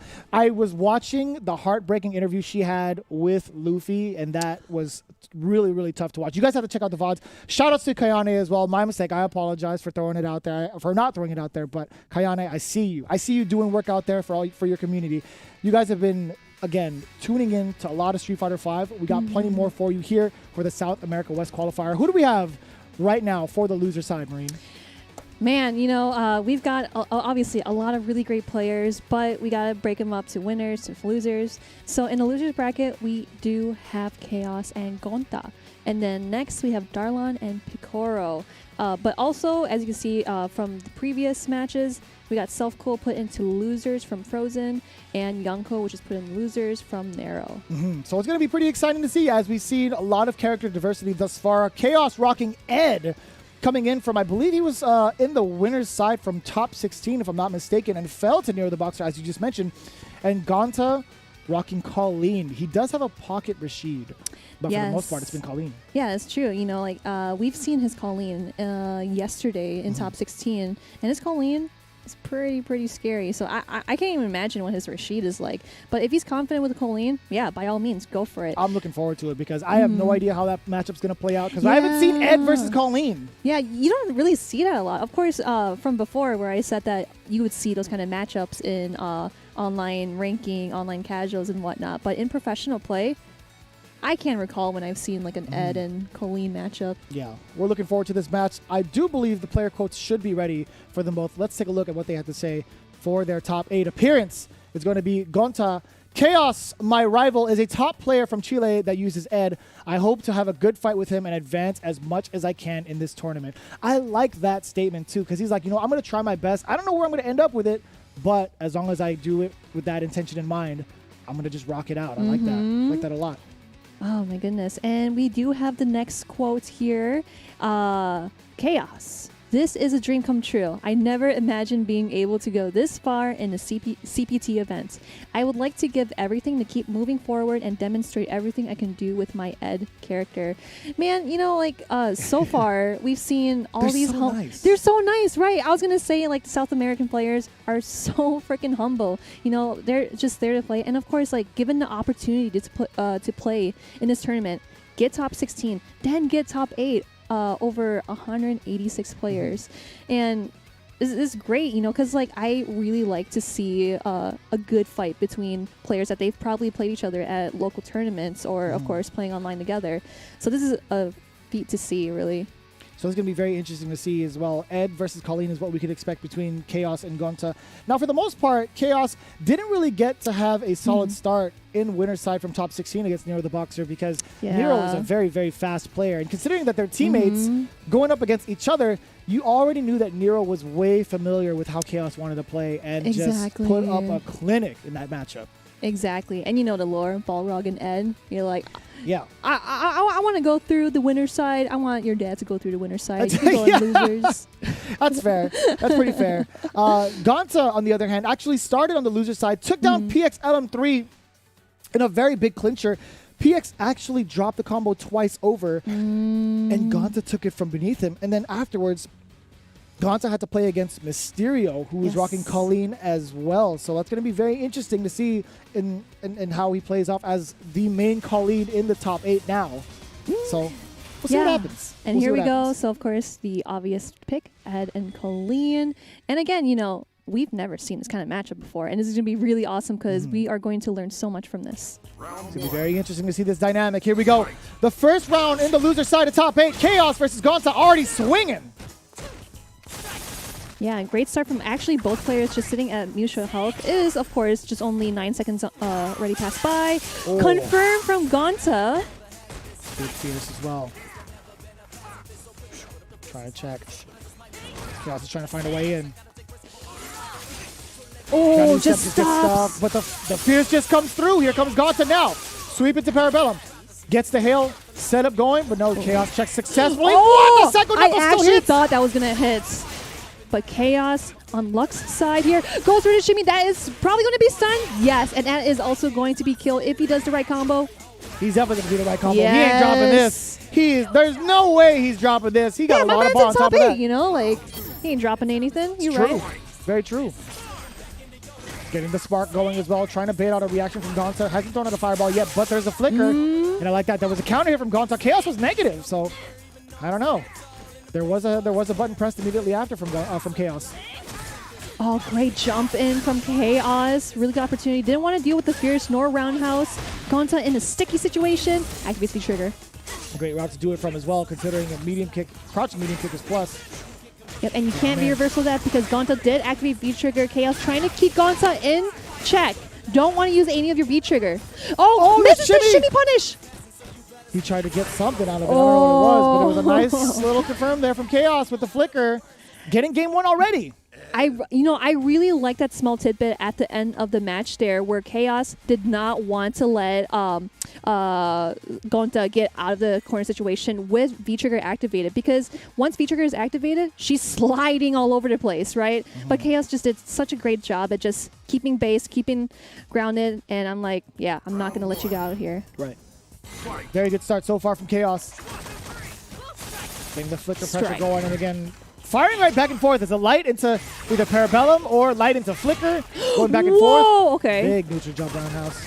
Nothing of it, though. Nothing to follow suit. Does the whip punish. Counter hits.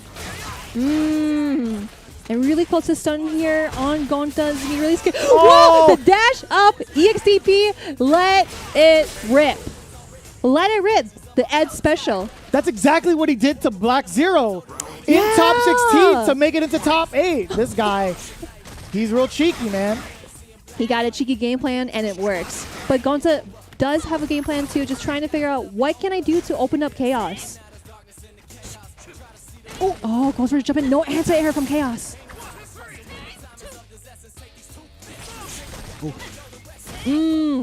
Not a lot of swinging here from Gonta either. But it's been so tough. Chaos hasn't given him a reason to. Oh, the shimmy low yes. forward. This is going to hurt. Ended it with the air snatcher as well. Here comes Gonta. No activation just yet. There it is after the back roundhouse. Chaos sits still, and he's still in pursuit. I like that because it puts Gonta on the other side. Doesn't want to be in the corner, but back to mid-screen. And that's fine. Now he's going to dash up, tip throw, back throw, I should say. No confirm off the fierce. Oh, here we go. Party time. This is going to hurt. No armbar on the way down. Just goes for a manual reset. But it gives an advantage to Chaos, too, just to get some leg room. Guard break. Oh, EX cycle upper snatches on the way down, but it's not dead yet. Oh, back dashes. That is probably going to kill. Oh, no. Both sitting at mutual health. Goes for the anti-air Chaos. You're going to neutral jump, and the man's got so many anti-airs. That was an unfortunate scenario. I don't even know. Like, he was trying to bait out a throw. He was trying to bait out a cycle upper. Actually, you can dodge cycle upper if you do the jump. If you're just like at the tip top, and then you're able to punish that as you go down. Yeah, no, I think that's what he was looking for, right? With the neutral jump, either those two options. Or maybe a grab, like just a jump away from the grab. But I feel like even at that timing, the grab would have recovered in time. That's so, man, that's kind of rough for Gonta. Or for Gonta. Goncha? Sounds like a drink. It is. It is. Oh. And of course, Chaos starting out really strong, putting Gonta in peril almost to the set. Oh, doesn't big matter. wave pointers. I like that from Gonta. Now pushing back away from the corner though. Cycle blast to start things off. Chaos trying to find some way in. Flicker does find the mark. Man, the Flicker is so good, just closing the gap. Tries to catch a backdash, but doesn't work out. Roundhouse, V-trigger, that's fine. Just let it rip. Try to figure something out. Ooh. See, this is kind of tough now. Gonta is in a certain... Oh, that yes. is smart. That is so smart. Excellent use of the V-skill, but now back into the corner. 1, 2, 3. Match point to almost to Chaos here. Gonta still in, though. Pretty rough for Gonta so far right now. Look at that match point. Chaos all over it. It's all offense. Checked with a low. Gonta's not ready for it. Tries to get a throw bait and a parry instead. No dice. It's going to be a full stun. Chaos needs about 2 more touches. Side switch. And it was on. Yeah, that causes him to go under, but the fireball still goes the other way. That is going to be a perfect 3-0 to Chaos. What a magnificent showing from Chaos. And that is going to, unfortunately, have Gonta lose in the loser's bracket and go home. But that was a sick block towards the end. He actually blocked the mix-up. It was. Actually, I got hit. When I was looking at that, I got hit because aren't you supposed to, like, of course, obviously block it, but you would potentially get hit by the fireball that Ed is like kind of churning up, well, right? I mean that's the thing, right? Yeah. It's the reason why Ed's character model was still facing the other way was he was still in animation for the fireball. Yep. But the other person on the way down was still behind, and there's still a hitbox on the way out. So that's what the mix-up was. If you weren't ready for that, thinking you were going to punish, that's where you would have gotten hit. But Gonta was ready for it. But it didn't really matter towards the end because Chaos still managed to get a perfect. Wow. Yeah, 100%. And again, looking at the bracket, so of course, Chaos moves through the bracket, going against Self-Cool. But don't forget, we have Darlon and Picoro.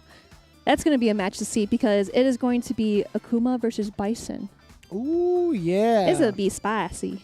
Rocks Dragon's own Darlon versus Dreamforce Picoro. Now, we've talked a lot about Picoro. A lot of players have had their eye on him. Definitely. Because of the amount of results that he's had, the high-ending results that he's had in his run in a multitude of South American or Latin American tournaments, right? Him being at the Capcom Cup stage, even at the Capcom Finals as well. He's been a very, very consistent player for his area. So with that in mind, that sets up a lot of pressure for Darlon, I would feel like, because Darlon, as solid as he's been playing, he's still in the loser's side, and any loss here, the loss here will eliminate him, right? So it's going to be very scary to see. Akuma and Bison, I feel like Akuma is still a very solid character overall. Bison for sure. did get some... Just he kind of got hit. nerves? He kind of got hit, okay. to be honest with you. Dang. Well, I don't have to worry about that because I'm a Laura player and I counter Bison. So Must be nice. Must be nice. Must be nice. So let's talk about that a little bit. Darlon and Picoro, they should have their quotes ready into the top 8. Hopefully we can take a look at that. I love reading these quotes. So from Darlon, the characters in this top 8 vary a lot. This is where experience and knowledge will be very necessary due to the variety of characters. I hope to advance and win the tournaments. And that's a really nice quote from Darlon because, you know, I feel like he's kind of talking to himself, obviously. You know, I got this. I got the mentality. I can definitely do this. And, you know, that's something that you want, especially when you're competing because you're only playing for yourself. You're not playing for anyone else. Try to win that. Try to get as much knowledge as you can. And it's great. You know, it's a great experience for sure. Speaking of experience, we have a very experienced player through the likes of Picoro as well. Let's take a look at what he had to say in top 8. I have to face my rival from SF4, my brother, the person who has all the conditions to achieve important things worldwide if he sets his mind to them like I did. All that remains is to enjoy the game. Man, this why is huge. are these South American players so nice? It's a Peruvian battle, man. These guys don't want to go against their brethren, excuse me. That's tough. I get it, man. Picoro is a really solid guy, just a stand-up character in general. Darlon, I haven't got to see too much of his performance, but he's had some pretty solid ones. If you go to like the Capcom Pro Tour website and you actually search up their names and whatnot, you get to see their performance and their results from like every single year. Darlon has been pretty solid in his oh yeah, for sure. Very solid Akuma. Definitely. And of course, we can't forget Picoro. Sorry, Pica. But we can't. Man, what a tongue twister. I'm so sorry, guys. Picoro, there he is. Picoro. Of course, we can't forget Picoro. You know, excellent Bison player. We've seen him play at multiple tournaments, even in the U.S. as well. It's going to be a bloodbath for sure. I am really excited to see this. And just to kind of refresh your memory, Picoro actually started off in the losers bracket from top 16, took down Kelito, Bison versus Sakura, and then had to face off against Dookie, who was playing as Bison in that Bison mirror match. And we saw the dominant force and how strong he plays that Bison. So very curious to see how it's going to go up against someone like his own brother, Darlon. Yeah, it's going to be a good fight. I'll say that again. I'm just going to leave it as a good fight. It's going to be fun. It's going to be awesome. And it's going to be a fight to remember. And he picked Rob TV's favorite outfit, the classic costume from Akuma. He looks like a Q-tip, not going to lie. What, with the hair? Yeah, with the hair. I like it, though. It's cute. We'll take it. We'll take that. Whoa, starting out the slide sweep. Oh, my God. Picoro not holding back at all. You tried to V-skill this, mistimed it. Oh, tries to go for the anti-air just to get the stun, but Darlon does not want to get stunned. I mean, that's the thing. Like, the crouching jab was significantly nerfed, making it a lot harder to anti-air with. Ooh. And, of course, Darlon just getting some leg room, formulating a plan. Oh, takes the fireball. Here, I'll give it back to you. Psycho Axe, hold that plus frames. You are not allowed to interrupt. V-skill again? I can understand it. Maybe try to catch the scissor kick or whatnot. But it's 2 hits. That is true. That is true. Maybe from further distances he'll catch it. Maybe. Sure. Yeah. But that's button depending on what Picoro decides to press, right, from certain ranges. But he's hanging out with the life lead. He's going to be just fine. Throwing out the medium kick to check Darlon in case he wants to press the button. 1 touch will do it. Maybe like a touch and a half. Oh, here we go. Party time. And, of course, you see Darlon just inching Picoro into the corner. This is going to be a really sticky situation because anything can happen with Akuma's V-trigger. But then, he let it fly in that situation. And I don't blame him because Picoro was at advantage. He was going to be able to apply even more pressure. Maybe get a command grab because it's V-trigger too. Exactly. Just trying to shimmy it back. Oh my gosh, what a hit confirmed from Picoro. What do you do about that? He's got to hold these heavies. Oh, and here comes Darlon now. Side switch, forward throw. Oh, great. Oh, he avoided that. That was so cool. Ah, no, that back throw has so much range on it. It's so hard to shimmy Bison. Here comes the forward throw again. Picoro is going to get smoked. Critical on wake up from Darlon. Not over yet. I like that reversal just to get off me, just to do the damage as well. I have the life lead. Oh, crush counter sweep on the way down. Scurry. And be careful with the command grab. It's going to be really scary. How many? How many roundhouses? Scurry. Hit him with the 3rd one? Oh, bomb has been planted. 7 seconds. I'm going to explode off from the seat. But yeah, man, again, Picoro is just so intimidating when it comes to his bison pressure. He's just all of his menacingly heavies. walking at you. The fact that he got away with triple knees is a sign of fear from the side of Darlon. He's like, yo, I know I can't press buttons here. He even changed the timing up a little bit to get the crush counter. It's so tough. Right, and starting out with the scissor kick, counter hit. Oh, jump away. Classic. Jump back jab. Oh, tries to do a cross cut, but it doesn't work out in Darlon's favor. Unfortunate, really awkward situation there. Picoro now taking full advantage of that. EX scissor kick to apply even more pressure at plus frames after. Darlon sitting at full trigger, but he's got to find a way to utilize it. Oh my goodness. Yeah, and Picoro does have the life lead here, but Darlon. Oh man, what is good? This is actually really difficult because Picoro's defense is just so immaculate. Yeah, and the thing is, Darlon, you can kind of see the desperation attempts of just trying to walk forward and go for something like delayed normals. But Picoro is well aware. He's like, you know what? I'm going to throw out these light scissor kicks. I'm going to throw out my medium kicks as well. And again, applying even more pressure in the corner. What are you going to do? Nice, confirm out of the corner. Challenge. And a side switch. Oh, a fake side switch, I should say. Yeah, Picoro is like, I don't care if I'm in the corner. I'm going to get out regardless. But Darlon activates V-trigger. This is going to be really scary, especially Picoro's close to the corner. No conversion, though. He did get a hit off the crouching medium punch. He wasn't ready. Oh! That is going to... I felt that. I actually felt that. That hurts. It's tough. It's tough, too. Like, Akuma, while in V-trigger, he was probably trying to set up for, like, maybe neutral jump, air fireball, possibly. But then Fierce ended up coming out. Because of the fact that he saw Picoro chase after him with EX head stomp. He thought he was going to be able to stuff it out, but I guess it was just a little bit mistimed. I wonder. I mean, maybe Darlon was just waiting. He neutral jumped to kind of wait for something else, but Picoro wasn't going to let that fly. So no fly zone for Bison. He was just going to EX head stomp his way out no matter what. 100%. And Picoro's attack and defense puts him up 2-0, but Darlon still maybe trying to formulate a plan here. And I'm liking this pressure again from Picoro. Already puts Darlon towards the corner with 86 seconds left on the clock. Forward throw. Look at the damage, near 50%. Where does health go? There you go. Checks him with the dash. Oh. Back jump. Just kind of, again, like, just trying to get to that leg room there. Oh, nice jab into Tatsu. Oh, he's seen that before. He back rolled, knew it was on the same side. Either way, check the throw. Here comes Darlon. Here we go. Oh no, drop the combo. That is so unfortunate. Back in the corner you go, Darlon. Darlon still has V-trigger activated though. Air fireball, get off me. I need some room here. Picoro is waiting for the overcommitment. And a nice whiff punish there from Picoro. Nice and easy stand medium kick looking at match point. Picoro is doing so well with his attack and defense. And of course, Darlon almost getting critical art. Of course, a lot of resources.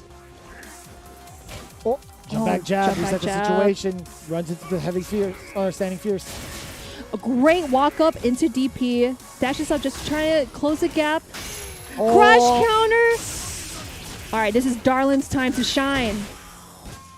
Oh, he was so close to getting the stun. I like the V reversal. Excellent choice there while maintaining the life lead. The back dash to read the throw from Picoro. Oh, no confirm. This is kind of tough. Looking really tough for Darlon. He has to keep this life lead.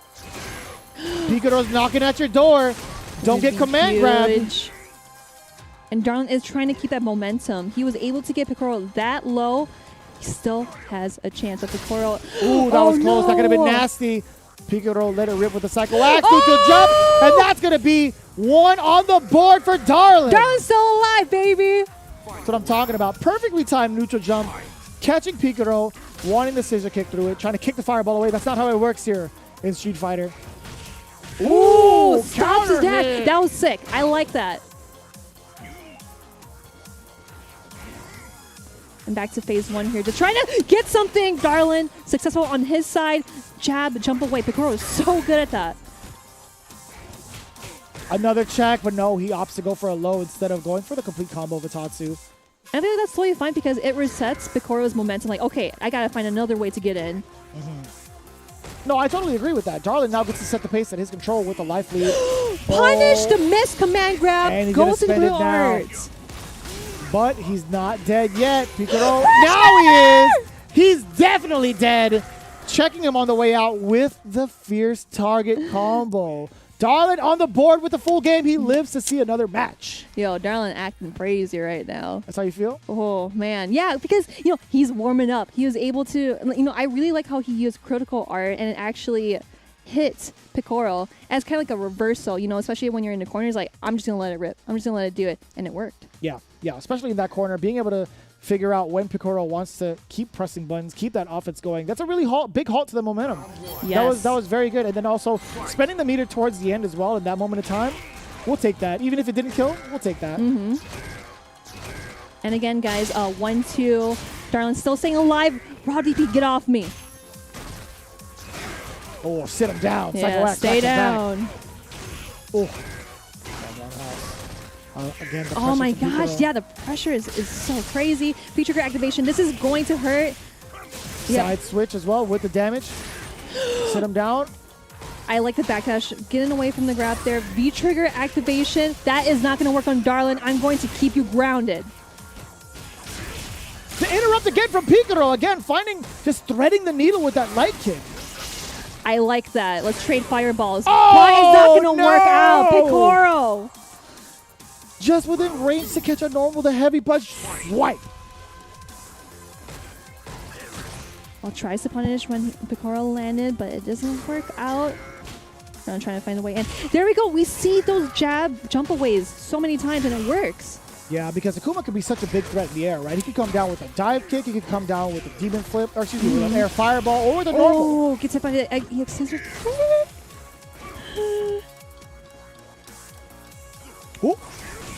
What a whip punish just outside of the range with a sweep ender.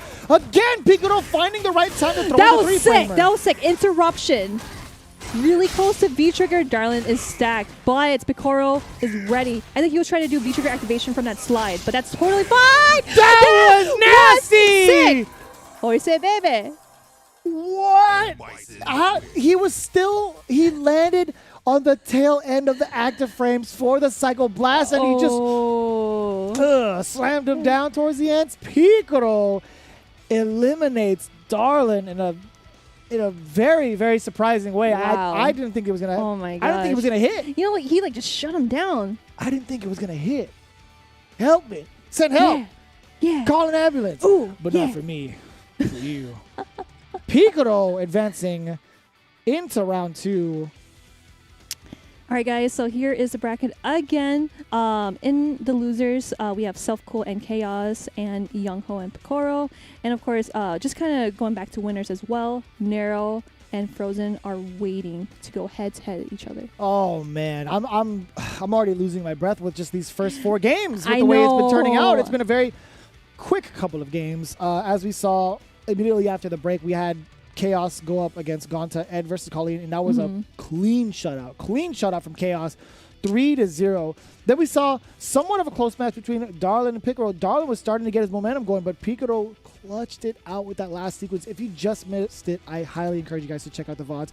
But in the meantime, we are prepping ourselves up for the next couple of matches. When we return, we'll go into the loser side, continuing on from the quarterfinals. So stay tuned. We'll be right back with more Street Fighter V. Yee.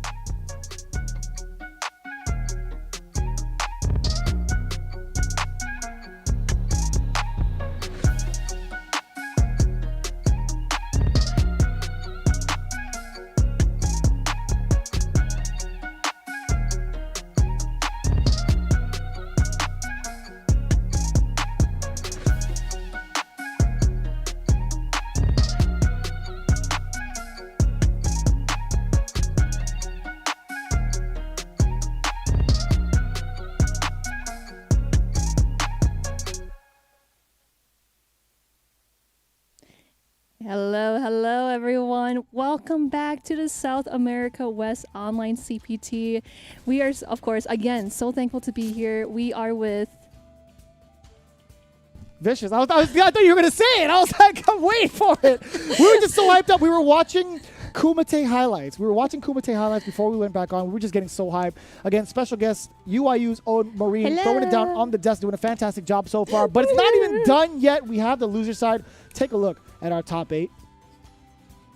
And man, it is so stacked. We've seen some awesome matches so far. So earlier when we saw Nero and Yong Ho going at it, as you can see, 3-0. And then Frozen and Self Cool. Frozen did proceed. And we got Nero and Frozen also coming up later today. In the bracket, Chaos versus Gonta. And that is a clean 3-0 as well. Man, that was clean, yeah. 100%. And then we got Self Cool going against Chaos. Darlon falls before Picoro, 1-3. And then Picoro will be going against Yong Ho. Very excited to see So it. stacked. A bloodbath.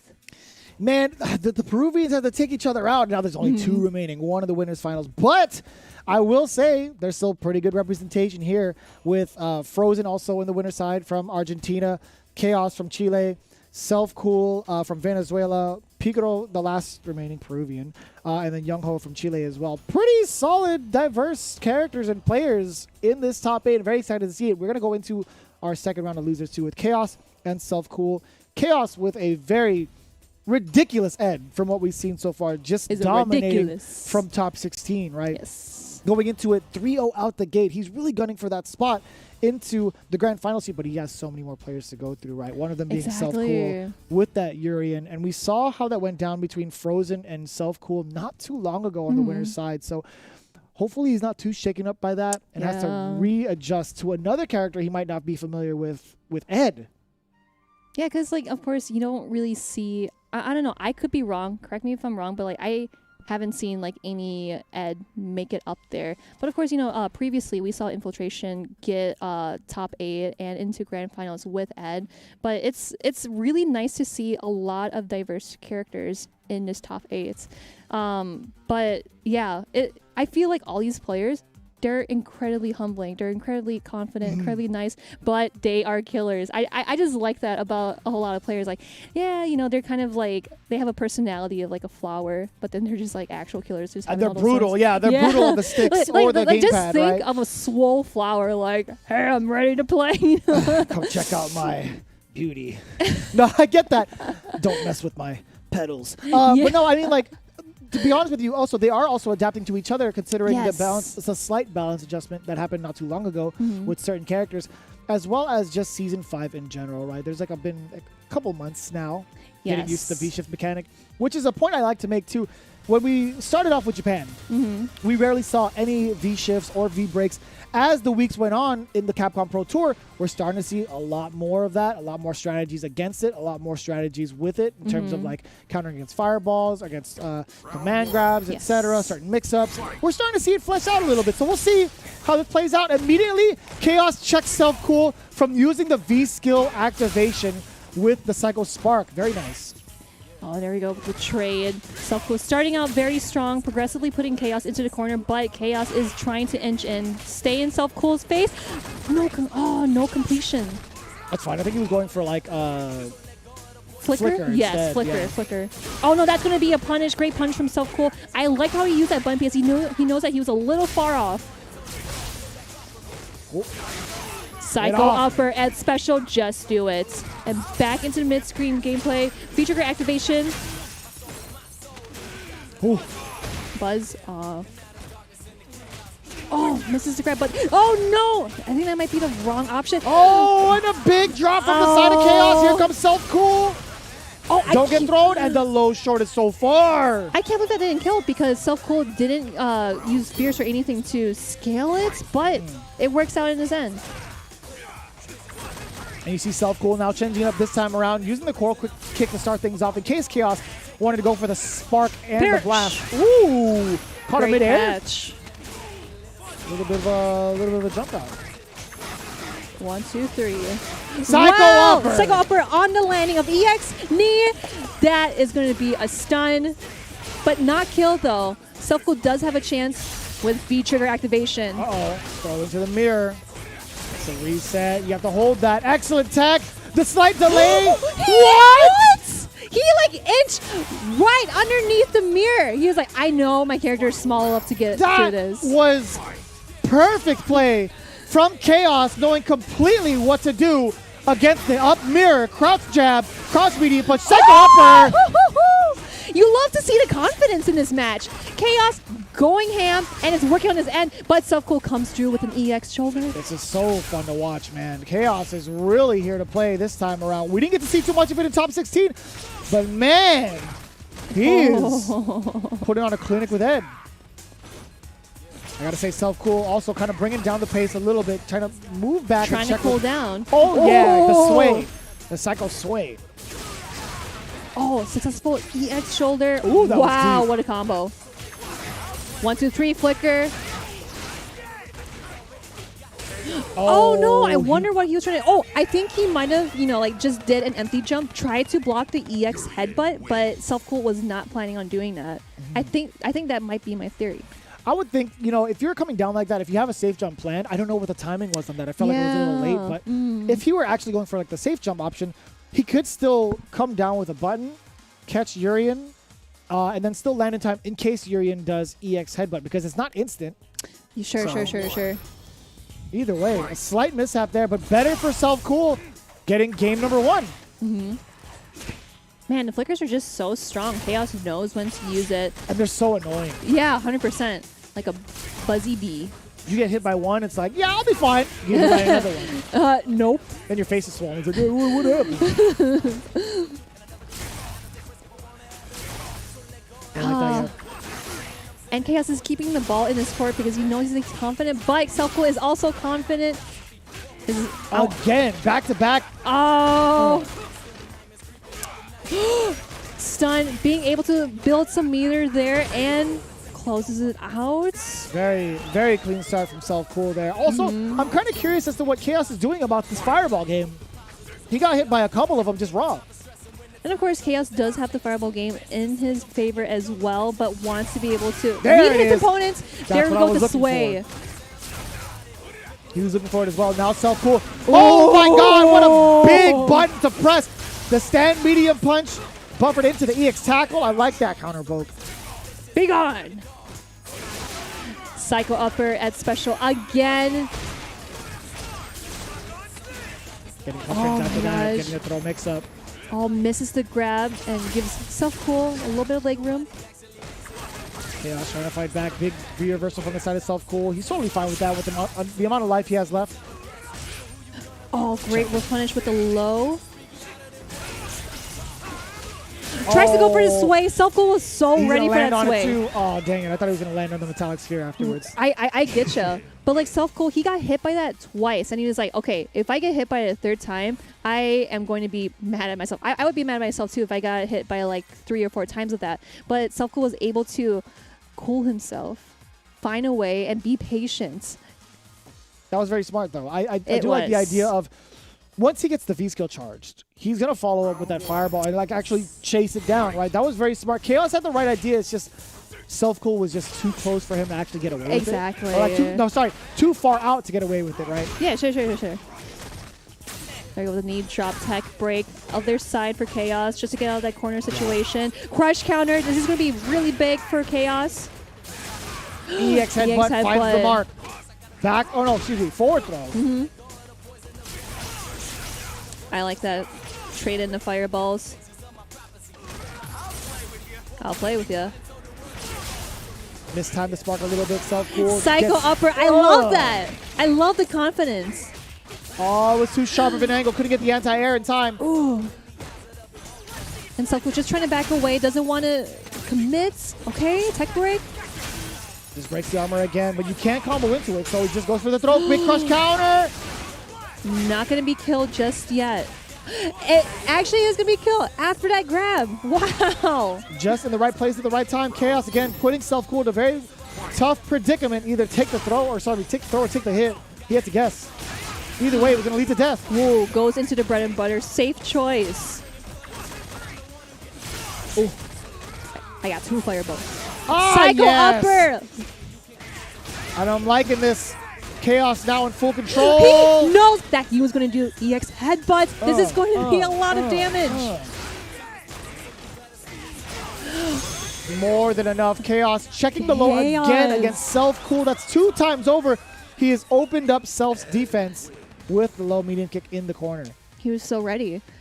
Just seeing that he was so ready just to neutral jump the EX headbutt and then being able to have so much time to do this side switch to keep him in the corner if he happens to mess up his combo or if it happens to be like, not a lot of damage.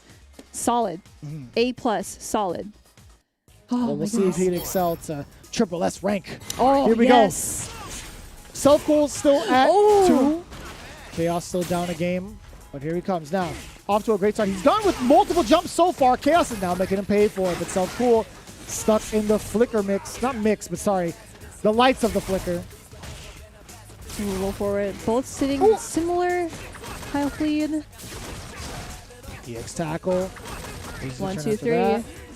Don't shake his hand. I want to shake your hand. Not even on the plane yet. Oh. Look at this. Chaos. Oh, chaos. Oh, my goodness. Making a lot of these fireballs work. Psycho upper. Oh, my gosh. Letting it rip. Again, the confidence is great. Oh. Self-pull has feature activation. How's your defense after ages, though? Again! Oh, my gosh! Crush counter! Is this going to kill, or is it going to scale too much? It's actually going to scale too much. Oh, that was huge. He was so ready. He was so ready. Chaos 100% went for a light on Self Cool's wake up, but that's exactly what you need to do to bait out the EX headbutt. Big crush counter, roundhouse on the way down now. Here comes Chaos applying even more pressure. EX headbutt finds the mark this time. Self Cool trying to find a rebuttal. Checking with a low medium punch. Trying to get a buffer behind it as well. Dash in, dash out, but still gets checked by Chaos. I like how you... yeah, so you're able to punish that if you're crouching. Really Stun close is to imminent. stun. Back throw does it. Chaos is bringing it back, tied up with Self-Cool. Ooh. Oh, jeez. I love the way that looks too with the V skill. Just pops him up after the Psycho Knuckle. Man, Chaos, as soon as he gets Self-Cool into the corner, if Self-Cool does not find the mark with the EX headbutt, I presume it's going to be like lights out pretty quickly because his offense has been very hard to call. He's adapting so well, too. He doesn't want Self-Cool to get into his head that, like, hey, I'm going to 3-0 you. Psych, we're tied up. All tied up here, 2 apiece. You're absolutely right. Here we go, down to the wire as expected. Oh, yeah, a little tip and tap on the toes there. Dashing up, stand light kick. Checking with the low medium kick is Self-Cool. Chaos kind of hovering around that range, still gets clipped regardless. Perish, great punish. Still keeping Chaos in the same spot as what Self-Cool wants. I like the counter hit conversion there. Just in case he wasn't ready for the charge. EX tackle on the way through. Chaos can't find a way out. He can't find a way out. Here we go. Self-Cool already formulating a plan. Do another one. Oh, he tried. He probably tried to. 100% tried. That was a big counter hit now. And I say big because here comes Chaos. Activation. Oh my god, a jump scare. Yo, that scared me. That actually scared me. What is it, 5 Nights at Urian's? Jeez. 5 Nights at Urian's. Just comes out with an EX tackle. 5 bars at Urian's. That's what it should be. Oh. Oh, boy. Bates the big uppercut bet from Chaos. Corner carry as well. Look at all the damage on that. Yeah, that damage. Yikes. Self-Cool is prepared. Does not want to get hit by those DPs. But now, here comes the fireball game. But footsies. Oh, the Self-Cool. kick. Just within range too. Hiya. Don't shake his hand. Low forward, checking the flicker. Trying to shake his hand again. Self-Cool. Just out of that range. Looking for maybe a flicker. I like that conversion. Oh, tries to go for a bait somewhere. Self-Cool does have the life lead. Oh, it's okay if he takes a grab. It's okay if he takes a combo here and there. But he's confident enough. He's confident enough with that EX tackle. 3-2 to Self-Cool. Just do it. Why not? Just do it. Catch him off guard. Just do it. And that's exactly how Self-Cool eliminates Chaos by keeping it ambiguous. Nice work there from Self-Cool. But also big shout outs to Chaos too.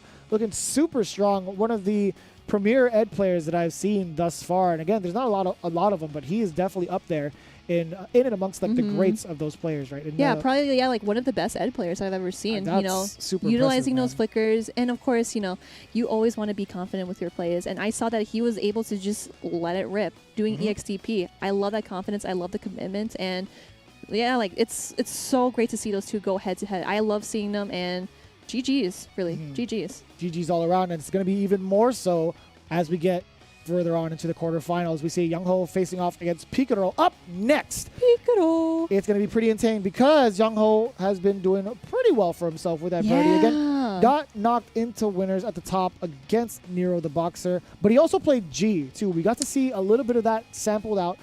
But Picoro, man, he has been dominating with his Bison, looking as strong as ever. It's like he never stopped. He never really did stop. I know he was talking about it a little bit. He's like, I wanted to kind of take a break, but there hasn't been any breaks for him. And it's okay. Maybe it could be like a mentality break too. Just kind of like figure out, okay, what do I want to do with a nerfed Bison? And he's able to, like he's in losers. He's in top 8. He's literally trying his best to push through and win the whole thing. But he has to go against Yong Ho. His birdie is so strong. His G is up there as well. I just have no words because I just really want to get into it and just watch it. Let's do it. I'm just kidding. Right now, do it. Let's kind of set it up a little bit. So Picoro, again, rocking that Bison, very, very consistent through and through. Started off in loser side in top 16, but Yong Ho, right, he didn't do too bad with G when it came to playing against Nero the Boxer. Went off and played as birdie as well, and it didn't work out in his favor either. Now I'm kind of curious as to who he's going to pick in this particular matchup against Bison. I personally like both characters, but I think G would be my pick, to be honest, against Bison. I also like G as well, but then again, his birdie in top 16, it was very, very strong, and I hope that he may bring his birdie out, and he does. So I am thinking about it now, like when you're looking at like block strings as well, I feel like anything like heavy into Cycle Blast, birdie does have a chance to kind of go through it with like Bullhorn and whatnot, but at the same time, it's like G's defense is not going to really cut it against someone like Bison, so maybe birdie will be the pick here. And we always see that button from Yong Ho. The Fierce, that's such a good button, and he utilizes it so well. Oh, goes for the side, but no punish, just a light kick punish. Not a big punish at all, but I guess he was just getting himself ready for it. But Yong Ho versus Picoro, again, just trying to get themselves ready. And again, birdie does have the kind of big buttons as well to contest against Bison's big buttons. But we'll see how it works out. Picoro now already pushing Yong Ho to the corner. EX Cycle Blast to get through. Cycle Axe now. He also blocked 2 of the overheads as well. A third one Block all of them. He's going to block all of them. Hey. What oh, a way wait, to go you're not past there. the dolphin dive.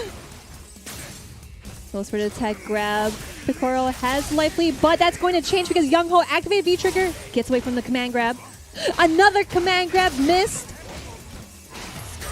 Oh, this is going to be more than enough. Picoro taking the first round after that trigger activation. And I will say this again, Picoro's attack and defense are so good. He's able to adjust who he's playing. But Yong Ho has to figure out, what can I do to open up? It's been pretty tough so far. I mean, Yong Ho hasn't found the right strategy yet, but it's so hard to even swing against Picoro, I feel like. Oh, there we go. The button. Another one. That's such a good button.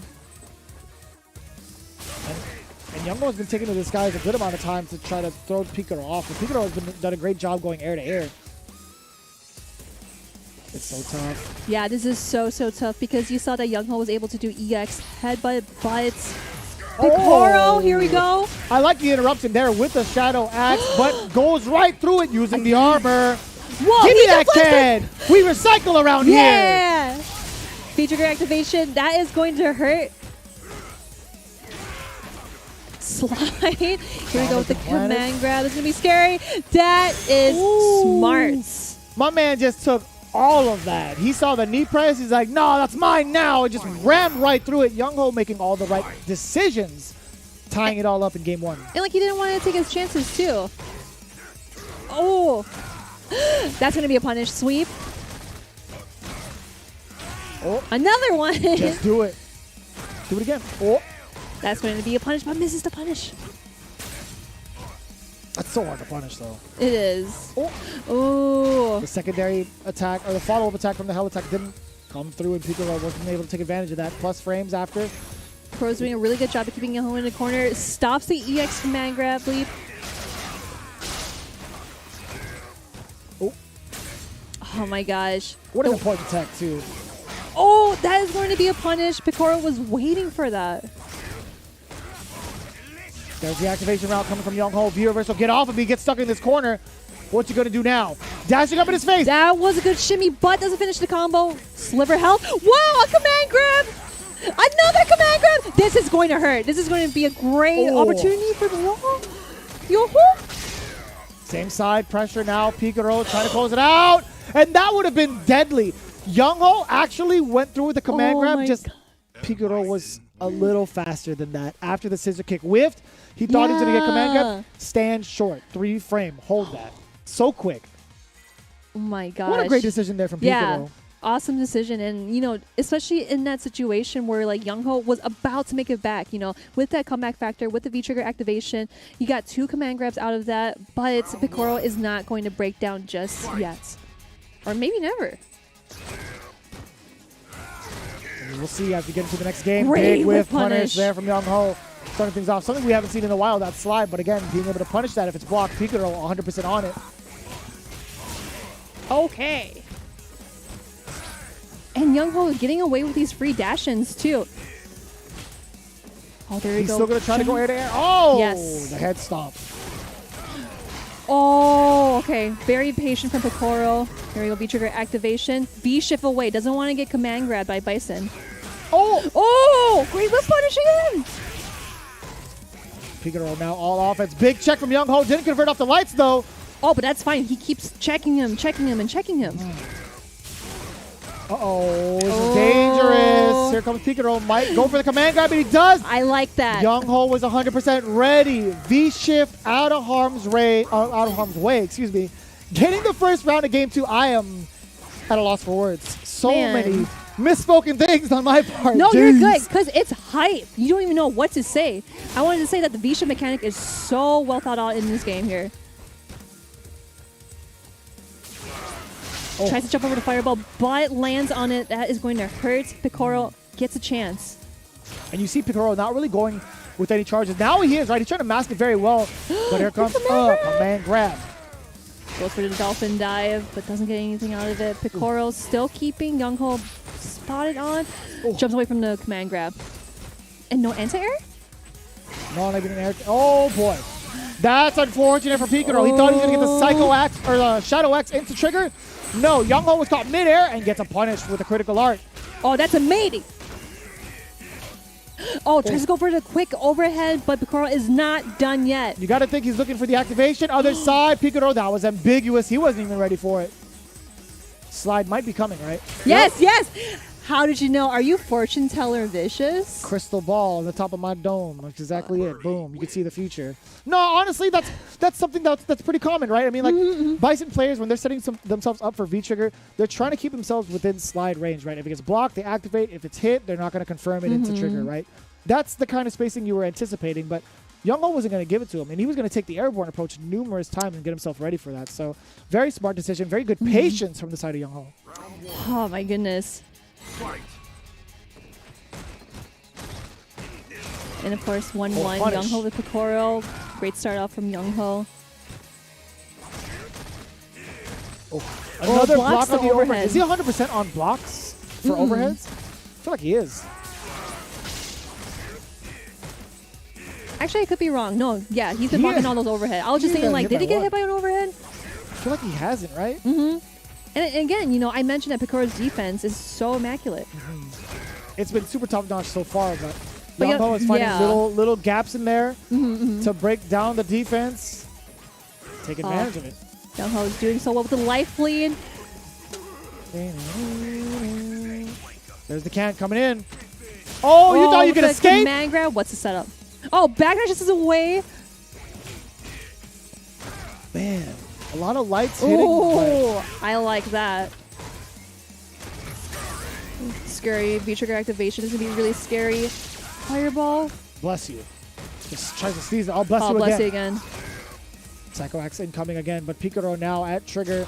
Still trying to find a way. Nice interrupt again! I really like the situation because Yong Ho is keeping Picoro in the corner. Punishes that slide. That was smart. I really, really like that decision making because he didn't want to like back away from him. He also wants to deplete the V trigger from Picoro. Yeah, and you saw the range he was playing at. He was trying to get the startup of Psycho X. He got it like 3 times over. That's something people want to go for. There's over it. It hit. That's one. Everybody gets one. No anti-air. Yeah, he's escaping out of there. Picoro already knew.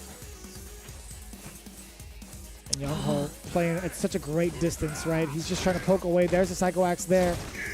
Picoro just trying to bring out that gray life. Chip away at Yong Ho. Another Psycho Axe. Oh, all right. Gets hit by the scissor kick. Big roundhouse. Oof. This is it. Oh, give me that can. Yeah, recycle, birdie. We are an evil organization, but we still have to recycle.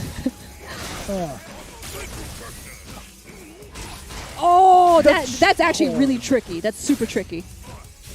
Very good call out there from Picoro going air to air as well. With the hell attacking now, is he going to spend another bar to use Psycho Blast to All right, just activate the V-trigger right there. Yeah. Because as you see, Picoro's V-trigger is slowly depleting. So it is Yong Ho's What a turn to trade-off. shine? That was way Hello? better for Picoro. Nice patience from Yong Ho. Knows that it's going to happen. I think he's trying to set up for command grab. 20 seconds on the clock. He has plenty of time to do it, but it has to be pretty soon. Yeah, and Picoro doesn't have any resources, but uses his leg as a resource. My leg. My leg! Standing medium to check Yong Ho and his advances again. You saw him a little antsy, right? He wasn't going for any sort of whiff punishes. The way he was moving looked like he was looking for a command grab. 100%. Here comes Picoro again, finding the mark with that stand heavy punch. Oh! There it is. Command grab comes to fruition. Dolphin dive out of there. Picoro 100% knew what was coming. Scissor kick again, masking the charge so well. Another one. Do it again. Oh, the check on That the was a dash. beautiful check. Actually, it worked for Yong Ho. He's going to V-skill it out, probably. Uh-oh. What a Oh, smart jump play. over the can. What a smart play. Just outside of the range of the can from hitting. I like this from Picoro. Now in V-trigger. Speaking of, Yong Ho gets an activation of his own. Oh no, tries to go into the confirm. Another overhead. That doesn't count as hit on the way up. Oh. Bomb has been planted now. He has a good amount of time before it explodes. Unless Bison gets hit first. Yeah, but Yong Ho is just going to sit there and just let it rip. That's fine. Being very, very patient with this. He does have one more on deck, but it is winding down. Oh no. Misses the dolphin dive. Picoro's so ready for those opportunities. Oh, it's Sliver anyone's game house. still. Any my sort God. of lights can do it. Oh my God. Oh! He got whiff punished. He tried to go for stand medium punch, and Picoro responded accordingly. So perfect. What a way to clinch it out. I like that patience from Picoro. He had a sliver health. But he was ready to whiff punish. It was like, I don't care. I have all the health that I need. And then he was able to reign against Yong Ho. Man, wow. I'm just like flabbergasted, you know? I feel that. I definitely feel that because, again, Picoro was in such a high tense situation with the amount of life he had left. Birdie still in V-trigger, but still having the discipline to get the whiff punish has been, I'm again, just head a sign empty, of dude. a great player. We better start filling it up now. We got plenty of action left to go. Oh, nice with the headbutt. Into command grab. Really close to stun.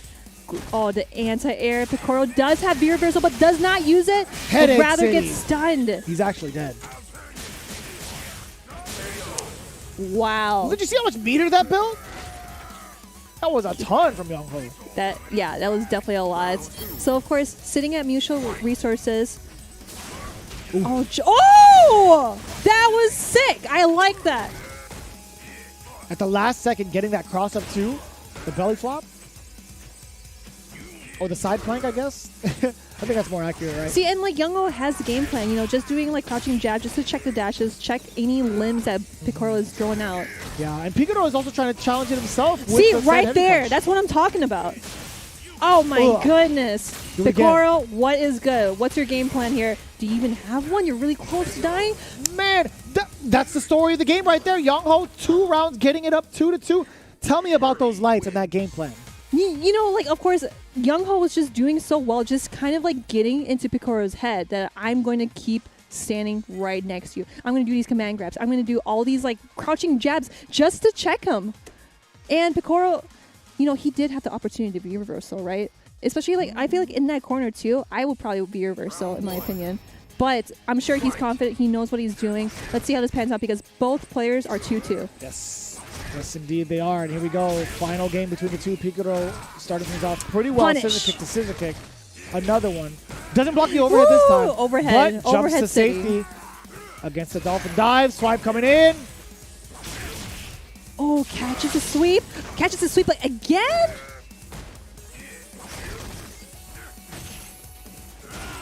And I like that. That was pretty early. Preemptive jump fierce. Catching Picoro. Oh, boy. All right, looks like Picoro is able to adjust, trying to find something to end this round. Here we go, V-trigger activation. This is going to be really scary. Into command grab. What is going to be set up? Oh, he caught movement. That was a counter hit. I think Picoro might have pressed the button. That was actually smart, but Yong Ho was able to punish that. Oh, no. The movement chasing him down. Picoro He double got the dash over. movements. Yong Ho with the low medium kick at near max range. Clutching it out. Match point here for Yong Ho. Ooh. Hey. Okay, finally. I seen it work. And oh my gosh, blocked overhead. And now Yong Ho's not getting a check from Picoro from his dashes now. Big Inferno. stand, heavy punch. Crush counter now. Open him up. Really close to stun. Would Yong Ho use V reversal? He does not use V reversal. That's going to be a stun. Picoro still alive. And he's going to pay for it dearly.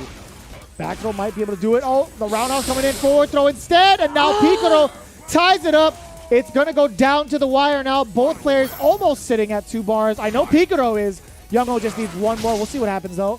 Spending it early. Picoro. Mini shimmy. Oh, okay. So Picoro is still trying to keep Yong Ho based in the ground. Oh my gosh, stops that? I can't believe stopped it dead in its tracks. Yong Ho now finds a way to utilize the meter. The bullhead. Rev it up, baby. Sweep activation now. Picoro trying to Great get a command grab. V-shift. Excellent call out from Yong Ho. Oh, goes for the shimmy. Yong Ho takes the bait. Very patient still. Oh, this is so scary. Young Ho still in that situation from last big round. crush counter. Picoro needs at least one more sequence. Oh! Oh, no! That was unfortunate. Yong Ho thought he got the hit. He was going for trigger anyway, and Picoro still gets the benefit of that trade. My heart hurts, What? man. My heart hurts. See, like I was gonna say, like it was similar to the last round where he did have meter to V reversal, meter to V shift, but it looked like he just wanted to wait it out, get a hit, and activate V trigger just to get that comeback factor. But it did not work out again in that last round. That was so tough. That last trade, Picoro was Yong Ho was gonna go for an EX bullhead, go into activation, but it traded, and the trigger still came out while Bison recovered in time. And just bloop, medium kick. That is a heartbreaker. Man, Picoro popped him like a pimple. A little bit, yeah, kind of gross. That's nasty. But Yong Ho, again, shout out to him making it this far. We forgot to mention, by the way, these guys are playing for a hefty amount of cash. We'll get to that in a little bit. Losers semifinals has been determined. Self-Cool going up against Picoro. Both of these players on a hot streak and have been playing very close matches. Very similar results as well from their matches into losers' side. So with that in mind, we also have Nero the Boxer and Frozen to go through. This is a pretty big deal. Mm-hmm. Man, yeah, and again, I want to rephrase that. Like, all these players, 186 players in South America West online CPT, and seeing, great players in top 16 and into top 8, it's a bloodbath. I'm saying that again. It is literally a bloodbath. It gets tougher and tougher as it goes on because it's narrowing down. But on top of that, the stakes are getting even higher now that we're in the top 4, right? We do have $5,000 on the line for these players, right? It does get split between them. So it's going to be very, very, very close. Again, that's just how it's going to be. Winner is the only winner here is going to be going into Capcom Cup, but at least they still get a pretty good amount of cash. Look at that money. Playing for free and playing from home. Pretty good deal. But we're going to continue on into the winner's side when we return with the top 8. Do not go anywhere. You don't want to miss this. Coming in from South America West. Stay tuned. Okay. I'll see you later.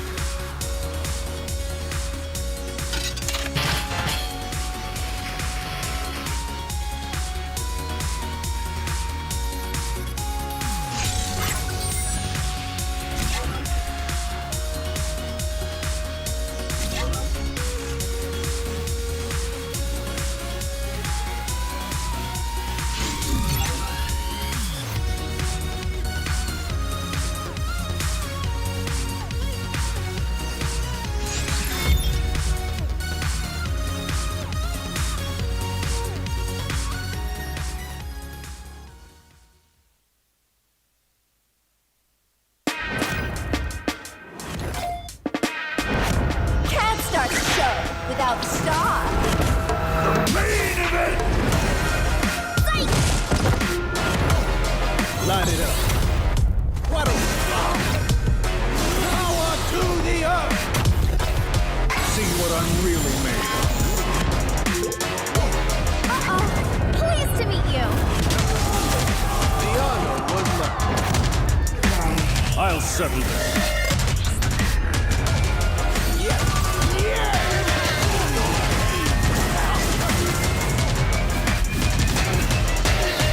I'm shaking here. Bow down before my psycho power.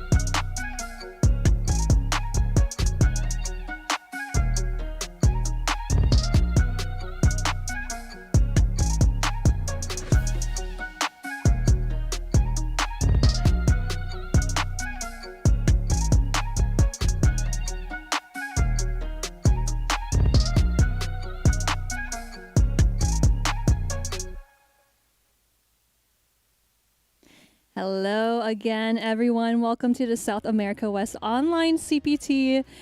Man, we've seen so many awesome matches in top 8. Seriously. So I am here with Vicious. How's it I'm going, here everybody? With myself. Hello. Yeah, so just to start off, what do you think so far? You know, we've already gotten to, winners finals, losers finals, and then until grand finals. Yeah, so again, we have our winners finals established and our semifinals as well with Nero the Boxer and Frozen. And then down below, Self Cool and Picoro. It's been pretty unpredictable with only one thing, actually only one player who I feel has been super consistent. The only one I felt really sure of was Nero the Boxer. The way that he played in top 16, he's been super comfortable.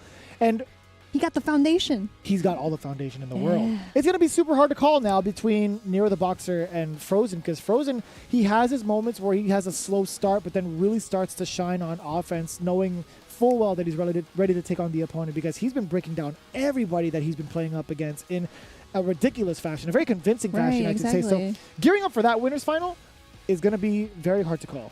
It really is hard. Like, I am actually a fan favorite of Frozen, but Nero has been playing so freaking well. His Balrog is so scary. Of course, Nero the Boxer, Balrog, man, what a player. Seriously. But, of course, we also have in the losers bracket, we do have Self Cool and Picoro. That's going to be tough because we just saw what happened with Picoro again against Yong Ho. Very, very close call.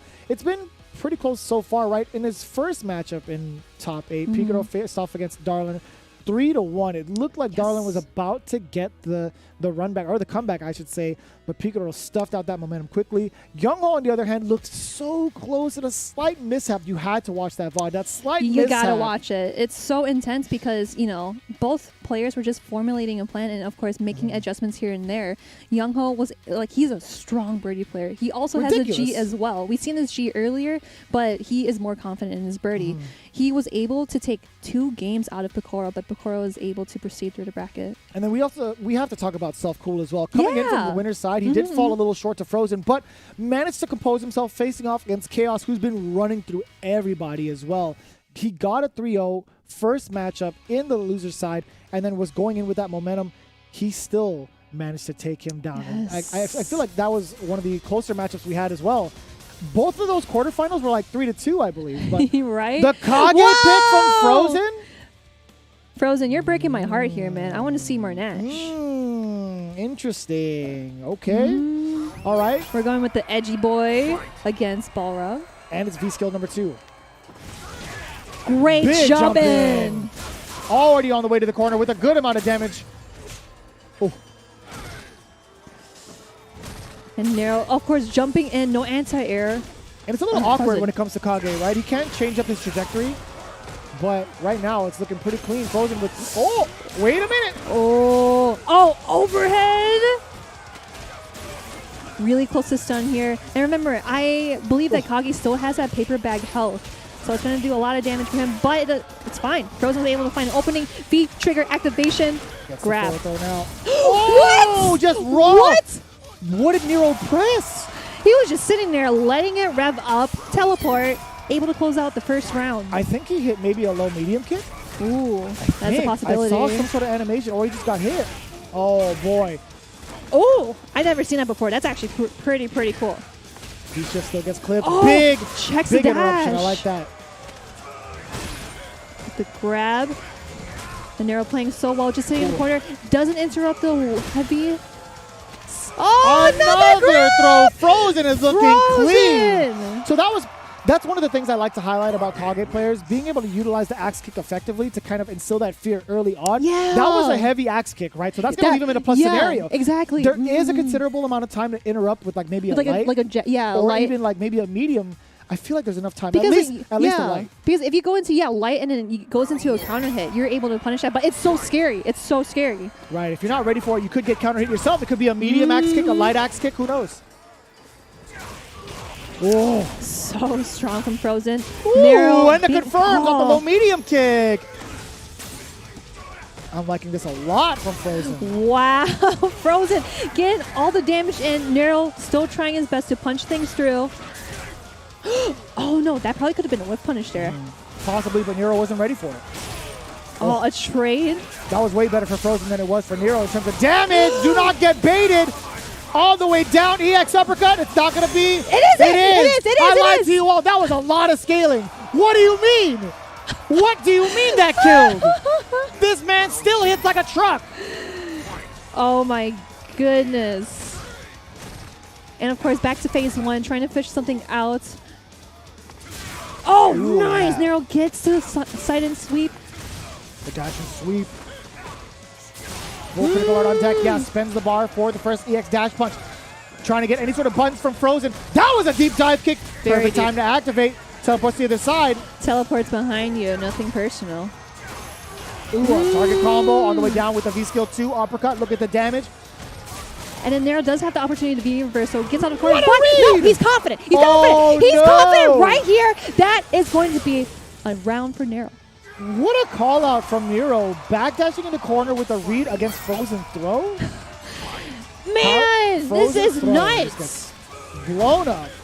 Was ready to jump up blocks and gets grabbed. Nero sitting on a lot of resources. Uses one bar. That's totally fine just to get some damage in. And doing the corner carry. Okay, interesting. Woo!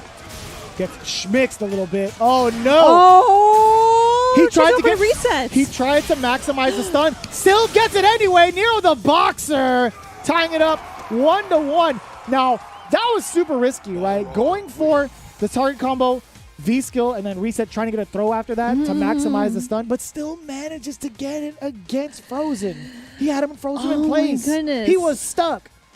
And yeah, of course, Nero, he was formulating that plan. We saw how strong Frozen is with another character. I hear that he's going with Kage again. He's trying to postulate the possibilities right now, but boxer. Yep, there you go with that anti-air too.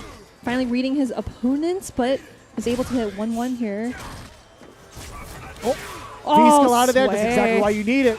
Just moves on the other side. I like the target combo, and now checking again. Delayed jab. Catching a counter hit. Yep, Frozen backing away, doing sweep into V-trigger activation. Does not want to get stunned. Oh, the jump in, but misses the punish. Frozen interrupts it. Corner carry. Oh, a little shimmy. I like that. EX dash punch. Oh, that was so smart. Nero. A throw bait after the schmicks. Nero is looking very comfortable now. Frozen might be forced to a character select. Oh, great opening for Frozen. Nero still trying to figure out how can I keep opening in, but keeps punching through, and that's totally fine. Crush counter. Big tech on the throw, trying to reset the situation. Firing away, catches them with the dash swing low. EX. Oh, tricks him. Okay, sweep into V-trigger, teleports. Doesn't want to be involved in any of the mix-ups. I do like the V-shift though, just to get out of any mix-up scenarios. EX. A ton of pressure from the side of Nero, and no budge there from Frozen either. Trying to reassess. Whoa! Stops him. That was actually pretty slick. Oh, that could have been big! That could have been a big confirm, but Frozen misses opportunity. Still gets a trigger. That's going to be critical art. Full animation. Not dead yet, though. Oh my goodness. And Frozen was able to use that last bit of V-trigger and was able to close out that round. That was so tricky. I'm liking that. Just walk forward just a little bit. We've got the low forward fireball to close it. But now near the boxer, you can't throw fireballs at him. And again, it's so hard. Yeah, it's so hard to punish that. Crush counter. Nero is a truck. Don't get thrown. Don't get thrown. He's waiting for it. Don't bite. Oh, that was oh my gosh. Oh, EXDP. What a time to bust out. Gets hit by the sweep. What? Oh. Try and stop me. Nero on the loose. Nice attempt. Just try to get out of there. But it's Nero. Nero's right there. He just grabbed him. Frozen. It's tough. Nero has been playing rock solid so far. I wonder if he's going to make the switch to Nash. Maybe Kage might not be the pick here because Nero was able to analyze what Frozen was doing with this Kage. We might see that. I mean, at first, Frozen was looking very comfortable. His offense and his mix-ups were superb so far going up against Nero. And I do believe they go immediately into the rematch. That's what I'm talking about. It's do or die time for Frozen. If he does win and ties it up, he is stuck with Kage. But let's see if Nero can close it out right now. Goes for a side switch. Crush counter. This is going to be really big for Nero. Oh, tries to anti-air. Again, like we said before, that is so hard to anti-air because you have to just delay it a bit. But luckily enough, Nero doesn't take a lot of damage off of it, right? Just one hit because of the positioning. But now here comes Frozen. Oh, no. Oh, and the overhead. This is going to be really big for Nero. I like that. Yeah, EX bust out. It's a V-trigger. All right, and this is a great positioning. He's baiting out the V-shift. EX, no, regular DP, back throw might stun. Blocks it. God. Oh my gosh, Nero is so ready, so prepared for anything what's to come in Frozen sleeves. Looking at match point right now, Nero the Boxer is just a couple more strikes away from moving on, but Frozen has an answer for it. Bang! Sweep! Gets the sweep. All right, just do it. Oh my goodness, just inches in the gap here. Oh, V-shift, that is smart. Does not want to get stunned and to get out of the corner. I like that. I like that a lot from Frozen. Good reactions. Oh my God. I'll show you. Excellent V reversal out. Nero, just a couple more hits now. Punish it with the whip punish. V-trigger with punish. That is so cool looking. Oh, bang! Gets the EX. Immediately after jumping back too, Nero just caught Frozen off guard, stuck in place, coming down with the hammer. I'm liking that from Nero. Very slick. Oh my God. Yeah, and again, like Nero is just a truck, just trucking through. And Frozen, of course, picking the Kage and not picking Nash, which is understandable. He probably wanted to try something, or he's very confident in the matchup against Balrog with Kage. But, Nero puts Frozen in losers. Man, I gotta give it up to Frozen though. He had quite the start in that set, just going full offense and really starting to put that pressure on Nero. But then Nero even more so as impressive, just adapting to said pressure and having the discipline to not get caught with some of those buttons as well. What I would have liked to see a little bit more was a little bit more axe pressure coming from the side of Frozen. But Sure. I feel like he never got those kind of opportunities because most of the hits he got, he confirmed into them appropriately. Most of the time he went for like a shimmy. He did happen to hit those as well. But I don't know, man. Frozen, there was just, I feel like his defense was a little lackluster too because of the amount of mixes that Nero decided to present later down the line, right? I don't know. Maybe if Nash would have been better, but I still feel he played super well. Yeah, honestly, and anything can go because I could probably tell that maybe Frozen was more, like I said, more confident with Kage against the Balrog matchup. And we did see that one axe kick where he did like the heavy axe kick, but Nero didn't even punish it. So maybe, I think I agree with you because he probably could have done more axe kicks to get the mix-ups in. Right. It's tough, though. I mean, like, if you can't tell which axe kick is coming up, you don't know whether it's going to be a negative situation or a positive situation. So you could kind of see it, but it's like a little too late, especially with the heavy one because there's a slight delay to it. Then, boom, if you press the button, you got to act now. You actually get smoked. You get a big combo after that. But either way, Nero the Boxer is moving on into the grand final seat. Oh my gosh. Again, like all these matches have been so intense. It's been like pushing me off my chair or something. So yeah, of course, Nero going through grand finals here, putting Frozen in losers finals. So the next match we have here is Self-Cool and Picoro. It's going to be Urian versus the Bison play. Very excited to see it. We've seen how Self-Cool has been performing ever since getting knocked down into the loser side after falling to Frozen first.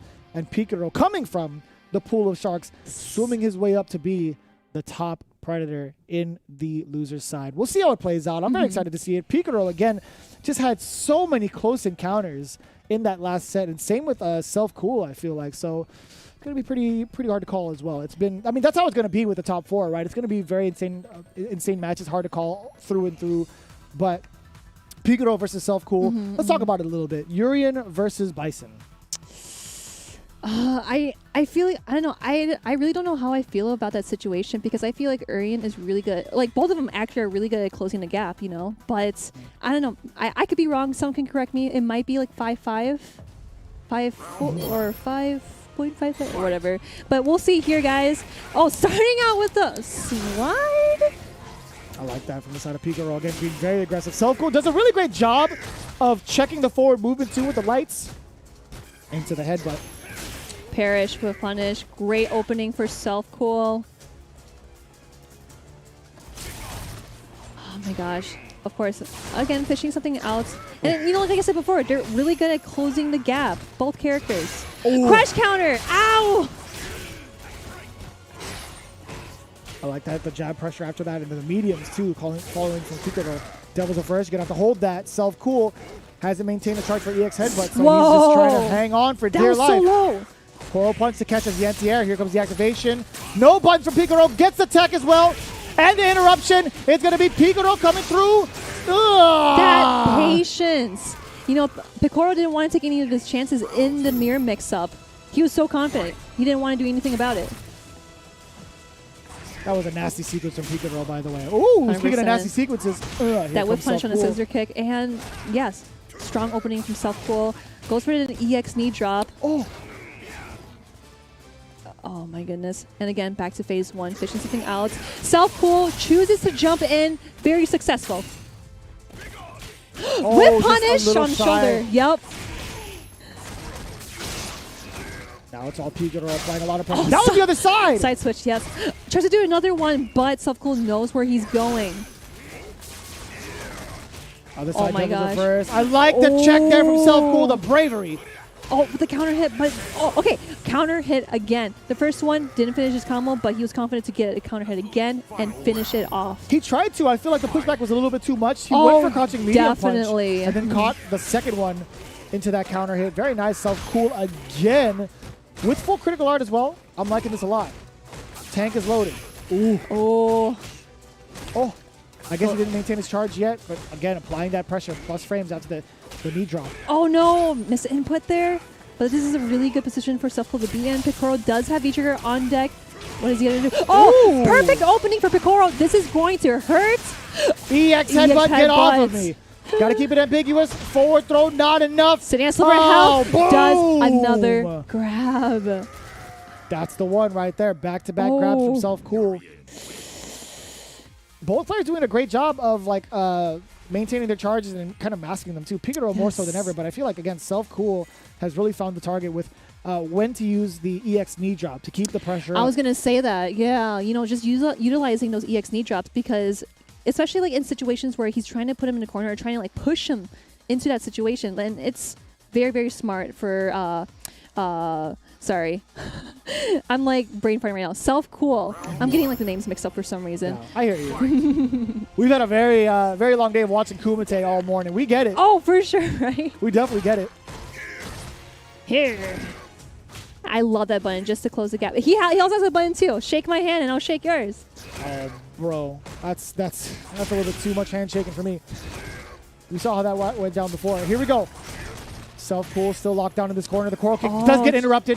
Don't shake hands with this man. Look at Psycho that. Axe again with the pressure. Nice and safe pressure. He was so ready for him to jump out, but he is doing such a good job of keeping ready for the V-shift. 100%. All right, this is going to scale, though. But it's, like I said, a really good position for Picoro. Don't get thrown. I like how you said don't get thrown, and he gets thrown. Man, look at this. I mean, that's the situation This where guy. you can't afford to do it. You know what I'm saying? Like, you got to be aware of the kill situation. That is a very common kill situation. Like, that's what you just can't afford. But it's just so tough. Is it going to be a button? Is it going to be a throw, you know? Especially with Picoro. Oh, no, but he doesn't finish the combo there. Oh. Oh my gosh. That was a crush counter. Oh, That what? was a South American reset. Dude, what is going on? It was like a scramble.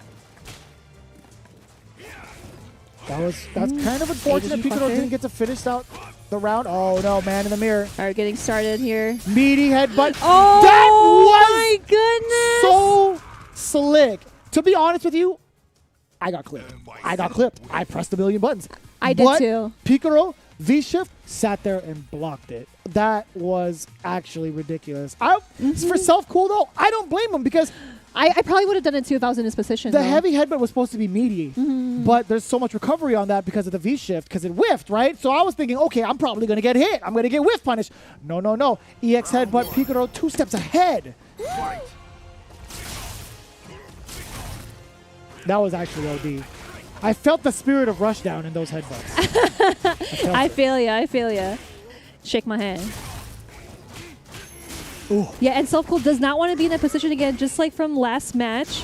Great anti-air from Self-Cool, pushing him into the corner. Picoro gets hit again. Really close to stun. Oh! Delayed the normal headbutt. Oh my goodness. That is one way to throw bait. And in the situation that'll get you stunned, that is nasty. Nasty. Ooh. Oh, I got kicks. You got kicks. Back throw now. And again, EX chariot tackle leaving you a lot closer than before. Ugh. Now Forward Self-Cool throw. is going to put Picoro in that situation like how Picoro put him there. Yeah, I wow. like that. What a great answer to stop the EX knee, EX knee drop. Be gone. Yeah, Picoro does not want to be in that situation as well. Self-Cool. Trying to make some ground base. Yeah, opting to go for the projectile game now. And I like Picoro stealing it back to find his way to advance with that D-skill EX chariot I tackle like that. with a whiff punishy. Ooh, still contested with buttons. I did see that, yes. Very patient from Picoro, just trying to see if Self-Cool would do an EX headbutt. That's a punish! That is going to... Oh, no. Drops it! No, there was EX too many scissor hits. kick. Oh, does it again. Picoro is not going to fall for that. No way. That punish was really unfortunate for Self-Cool. He had the right idea, Yeah. but there was 2 initial hits on the mirror. So we thought he was going to get another bounce back. Oh, kick. Oh my gosh, Yes. that counter hit. Predictable. 2 bars on deck for the side of EX. Oh, there you go. EX tackle from Self-Cool. Gets the back throw as well. Checking with the low medium kick and the low. Yeah. Oh, Okay. perfectly jumps over to Fireball too. Does not want to get hit. Oh my goodness. And of course, fishing things out, trying to figure out what can I do to capitalize on my opponent's mistakes. It's so difficult to because It Self-Cool really hasn't really is. made any big ones yet. Oh, the dash in. Nice attempt. Look at that. Not even trying to throw a fireball. EX tackle finds the mark. That's what you gotta do just to close in the gap, but it's not gonna stop Picoro from activating V-Trigger. Oh! Wasn't ready on the way down. Self-Cool now. Plus frames on that. Be gone! Oh! Side switch behind ya. Forward throw. Will we see another EX headbutt from Self-Cool? No, just an EX tackle chariot. instead. And that's been the go-to, to be honest with you.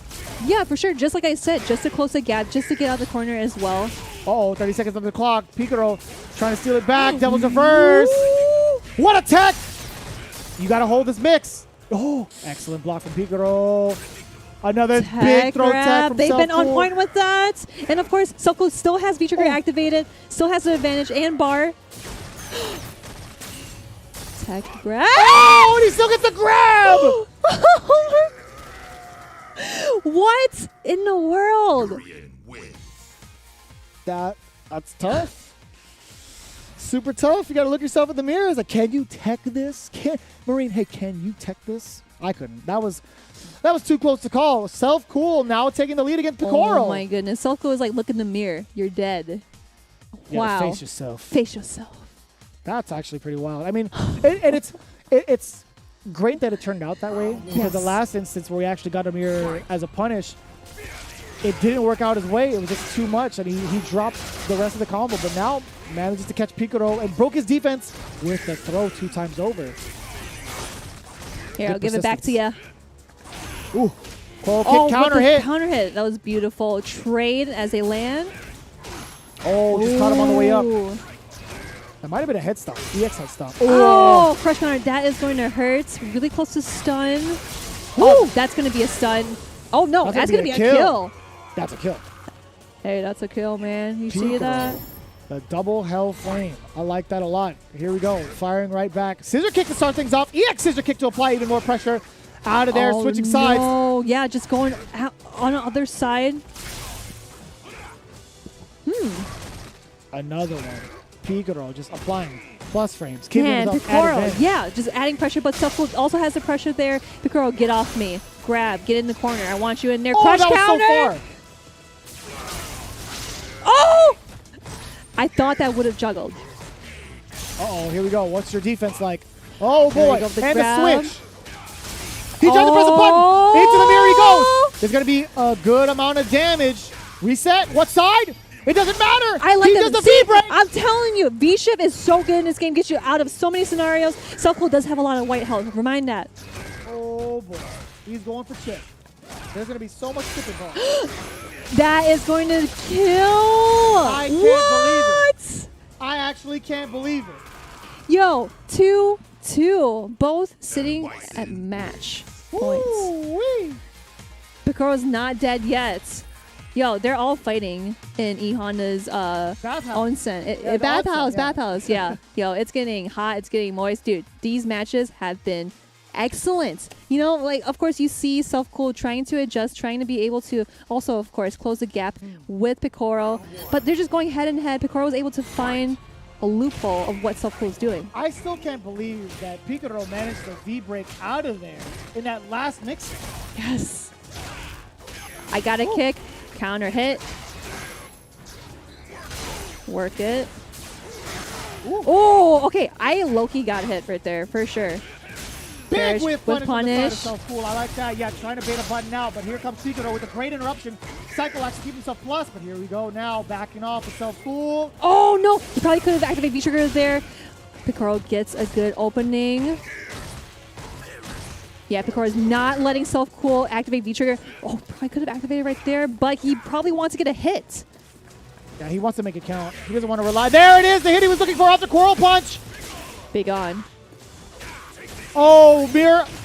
Oh! Oh! He thought he could get away with it. He thought he could get away with the scissor kick. The mirror is still there and protects him. Self Cool now at match point.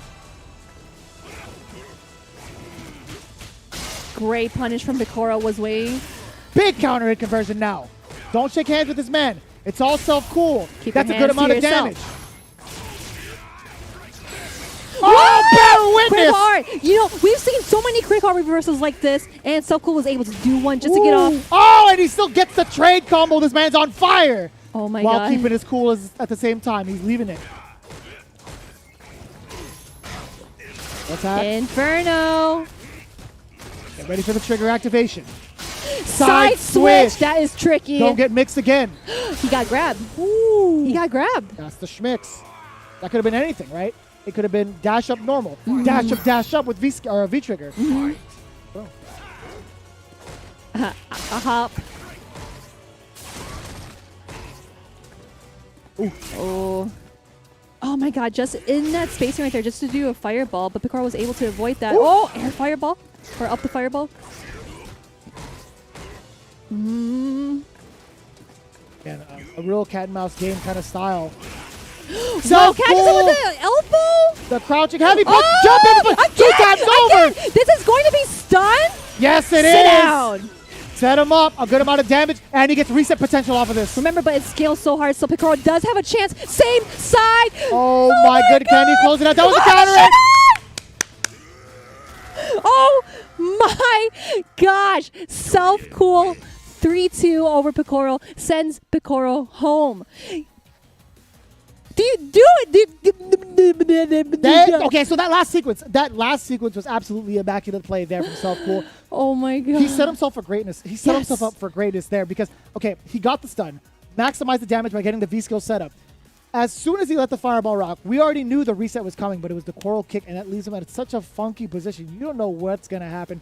You saw the counter hit happen with the stand jab, but that was all a bait. I think he used the stand jab just in case Picoro wanted to use the V-shift again, backed away just in case, saw the throw come out, immediately went for the throw bait punish, and it was perfectly orchestrated from Self-Cool, all off of that entire sequence. And talking about the throw bait as well, where, you know, we've seen Picoro not take the throw bait. He was able to, like, just sit there, be patient. Even during the V-trigger sequence from Urian with the mirrors and whatnot, he was able to just sit there and be like, I'm not going to fall for it. But at that last bit of that match, he took the bait, and Self-Cool was able to proceed through the bracket. He's still alive. You know what that means, right? You know what that means, right? What does it mean, Vicious? We get the run back between Frozen and Self-Cool. That's where we're at right now. We have the losers finals already established, the grand finals getting ready to happen. But man, it has been a very, very close set throughout the entirety of the loser side. It's been a lot of Street Fighter going on, and I'm liking that a lot. Yeah, I am so excited to see this run back because, it was, how should I put it? So we got the Nash or Kage from Frozen, and then we have Self-Cool's Urian. It literally can go either way because maybe he may bring up the Kage just to try something out because he played Nash against his Urian, right? I feel like if it ain't broke, don't fix it, though, right? I mean, like, that could be the case. I feel like Frozen's been very comfortable with his Nash up until this point. Maybe he's warming up his Kage as well. But at the same time, it's like with your tournament life on the line, I feel like he should go with his tried and true and use that Nash again. Maybe use a Nash. But then again, you know, it's 3 out of 5. He could probably just play one match with Kage and just try it out, test the waters. If it doesn't work out, go back to Nash. Very, very true. So we are setting ourselves up for Frozen and Self-Cool. It is going to be the run back in the losers finals. When we return, we will see who survives and moves on to grand finals.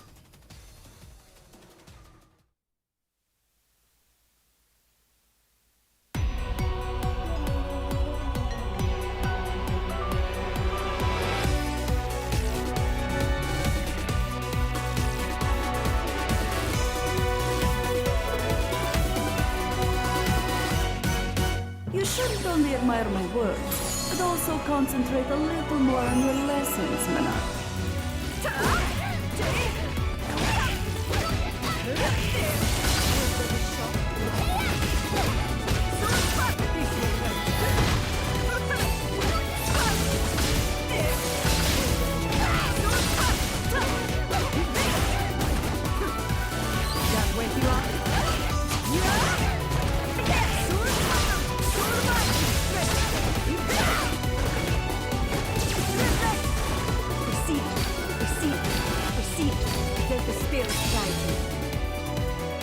For you.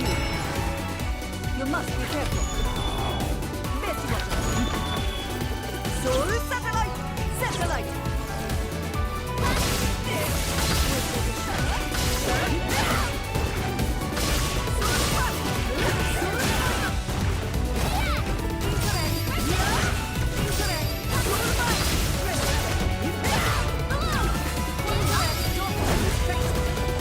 What's the meaning of fate? You shall know.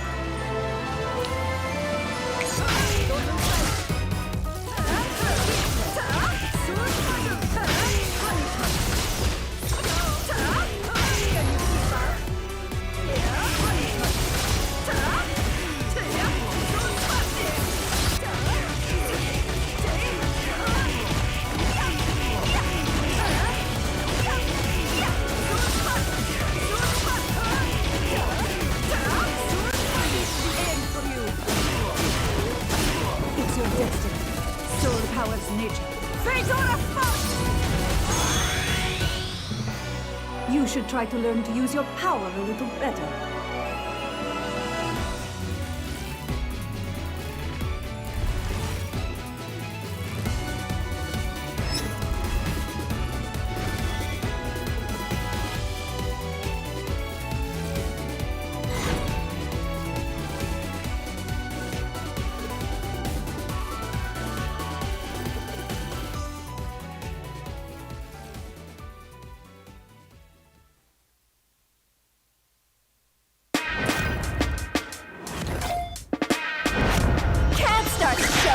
without stop. The main event! Light it up. What a power to the earth. See what I'm really made of. Pleased to meet you. The honor was mine. I'll settle this.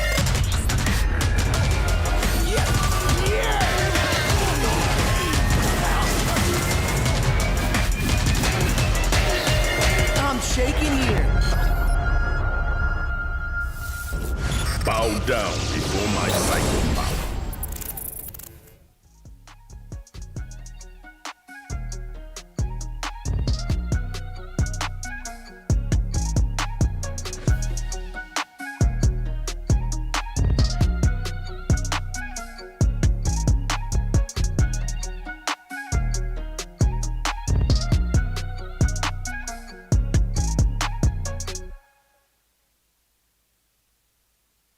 It's about to go down here at the Capcom Pro Tour for the South America West qualifier number 1. Vicious back at it again with special guest UYU Marine. We've been throwing it down all weekend long, and we're now down to the final 3 players of the night. We have Frozen going up against Self Cool to see who will face off against Nero the Boxer, sitting undefeated in grand finals.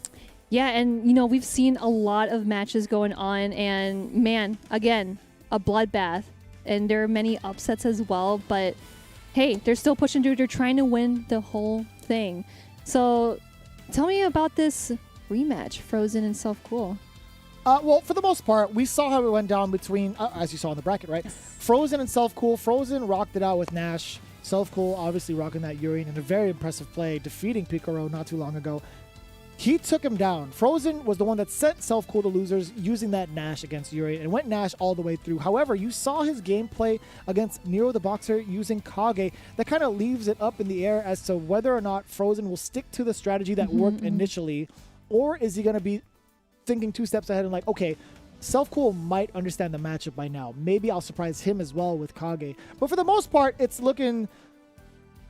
it's going to be tough. I think he might still go with the Nash, to be honest with you. You think so? Okay. Yeah, because before the break, you know, earlier I said that he may try to play Kage. You know, it is first... no, it's 3 to 5. And even he could probably, like, use that one game to just see, okay, is this going to work? Will I go with Kage? Or, of course, his Nash is very, very awesome to see. It's so strong. But seeing his Kage against Nero has been... like, how should I put it? It's been like so hype, you know, like so close, down to the wire. And, you know, I'm really excited to see how it plays out with Urian versus Kage. Personally, I think you might be right. He might use 3 out of 5 to his advantage to kind of test the waters a little bit with Kage. But we'll see how it works out. I mean, again, whatever he's comfortable with, honestly. Oh, of course, or how confident he is, for sure. With how much there is on the line, again, this is pretty much tournament life. This is the losers finals, right? It's going to be, or excuse me, not quite yet losers finals. Excuse me, it's losers semifinals between Self Cool and Picoro.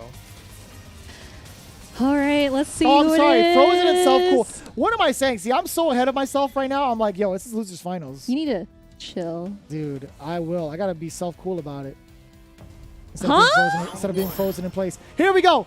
It is going to be the Nash pick. Okay, all right. Nash, losers finals is here and now. Oh, great jumping from Self Cool. Great opening. Just start out. Frozen trying to get out of there. But maybe one time his favor. I like him using that V skill as well. Big buffs to it. Oh, blocks is the EX headbutt. So ready for that. Really close to stun. It is going to stun. But then again, it's going to scale. Just goes for the damage. I like the frame kill on that. Oh, Frozen. Send him to the bus. Oh, I wish it sent him to the bus with the... Oh, yeah. Dang. I miss that animation, not going to lie. Yeah, I like the use of the Sonic Booms there. Just not afraid to let it dissipate. And he knew that Self Cool was going to be within range to stop him. Oh, tries to go for anti-air, but just a little tad too spacey. Big moonsault. Smart. Excellent way to traverse around the fireball again. Frozen doing a great job of keeping Self Cool suppressed. Trying to knock him into the restaurant early. They're closed on Sunday nights. Oh my gosh. Again, like that button just pushes you forward, potentially hitting your opponents. Aegis Reflector. This will give some leg room for self-cool, but Frozen walks away. Doesn't want to deal with that. So smart in resetting the situation. Don't get clipped, though. Self-cool still has time. Oh my gosh. Gets a hit. Really close to death here, self-cool. Oh, a little bit overzealous with that moonsault. Oh, so past the mirror. It's so good. I'm telling you, I will say it over and over again. That button that Frozen is utilizing is so good. Just inching himself towards his opponent and trying to get a hit. Just like that, he was able to get 1-0 against Self-Cool.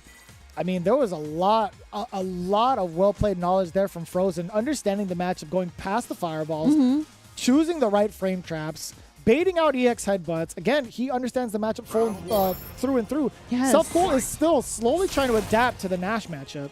It's tough. Oh! Wow. We mean air to air. You can shake his hand in the air? Yeah. Oh! I feel like, yeah, if he had the meter, he might have been able to EX sight. Oh, that was a nice attempt, but just a little too far. Oh man, this is so scary, the spacing game. Ooh. Oh my gosh, in Frozen's favor. Oh, let's play the spacing game again. Oh, just taking a chunk of these metallic spheres. And that was the kind of game Self-Cool wanted to play before, right? In their first encounter over in Winner's Side. Oh my gosh, we've seen it multiple times where he would just dash up, do EX Sight if he knows that they're going to jump over the fireball. I like that, the buffer behind it from Self-Cool, punishing the Sobot. It's over. Tries to go for the shimmy, but Self-Cool is not falling for that. Great opening for Self-Cool. Sliver health. Predictable. Excellent throw tech. Self-Cool has pretty much all the resources to his side in terms of the life and the positioning.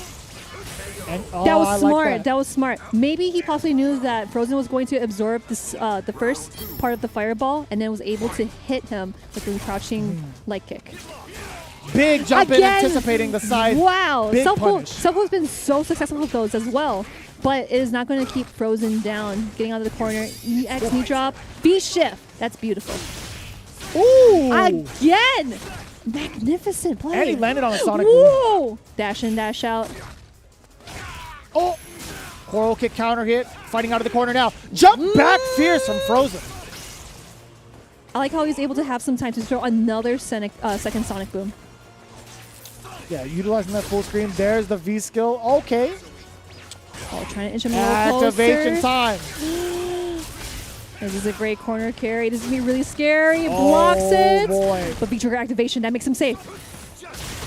Oh, no! What? Yo, that is so cool. Parkour! Parkour!